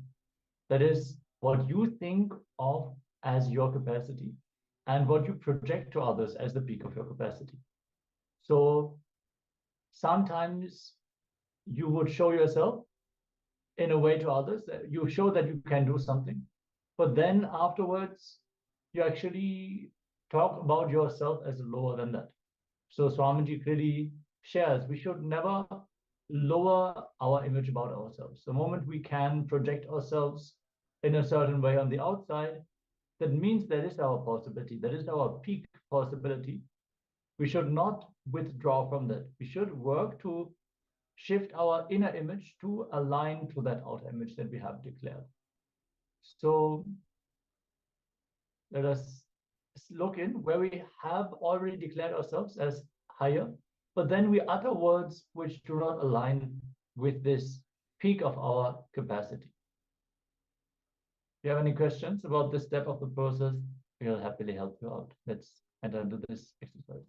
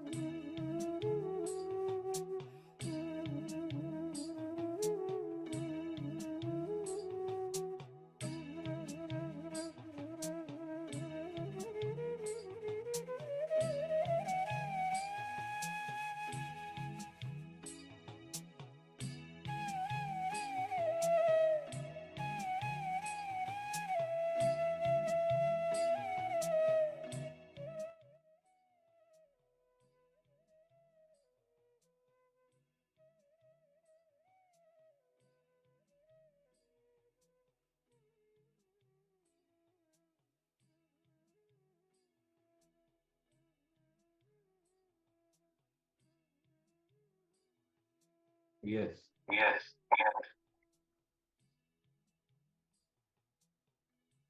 Now, let's enter into the step 4. Here, you are going to identify the words you utter to others about yourself, which you did not honor and fulfill. Here, you are going to identify the words you utter to others about yourself, which you did not honor and fulfill. Now, you are going to restore integrity and authenticity in those aspects of your life. For an example, if you said you'll be working on this for a project, but you didn't fulfill that. But you actually promised that you are going to finish that work, and you did not fulfill that. Where and all you uttered to others about yourself, which you did not honor, you are going to restore integrity and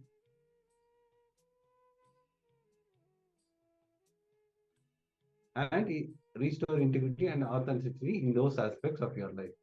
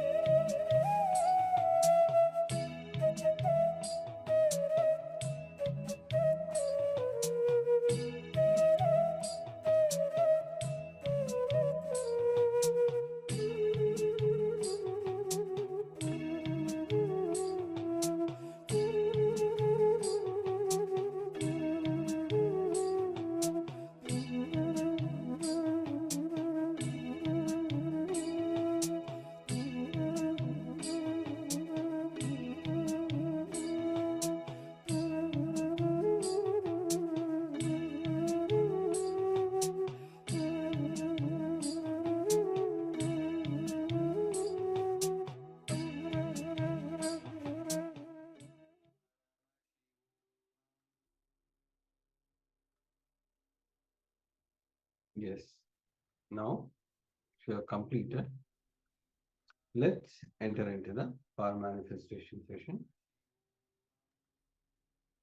Yes, today we're manifesting the power of Sadhana, literally all knowingness. So in this power manifestation, we are going to project, we're going to have a page of a book open, and we're going to give you the page number for you to scan. So the power of Sadhana is such that you can retrieve any information, can receive the answer to any question. And for example, we are going to have book pages. So we're going to tell you the name of the book and the page number. And you're going to use your third eye and find out what is the content of that page of the book.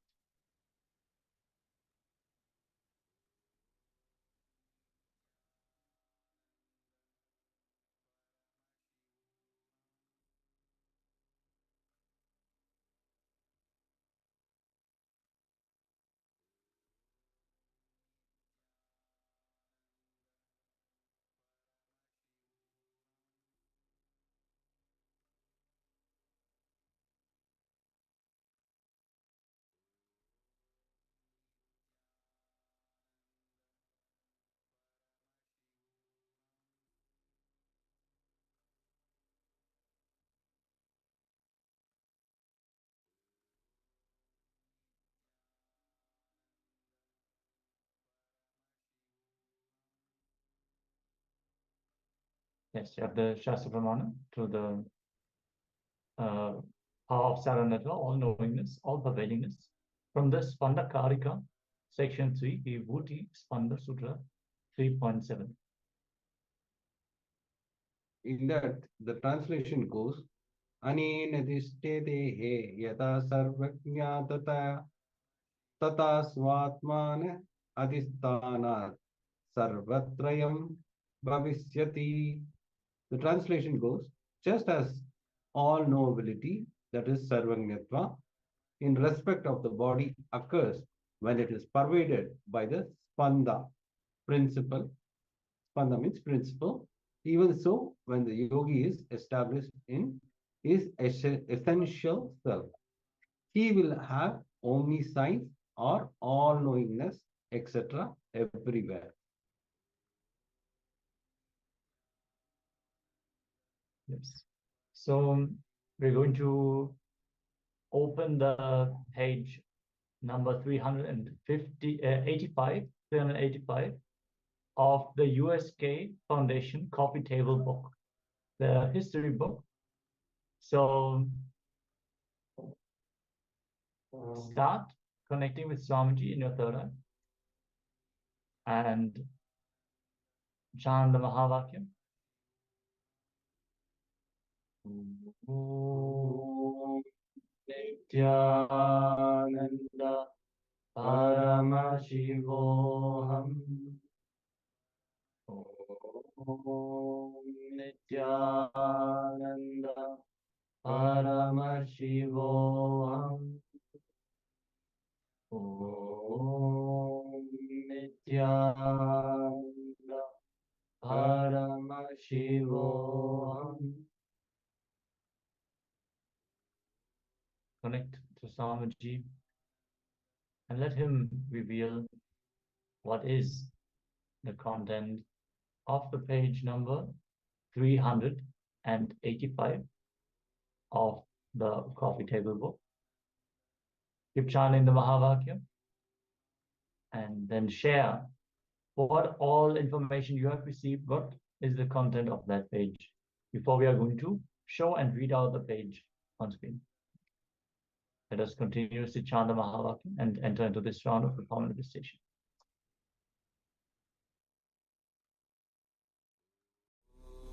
Nithyananda Paramashivoham.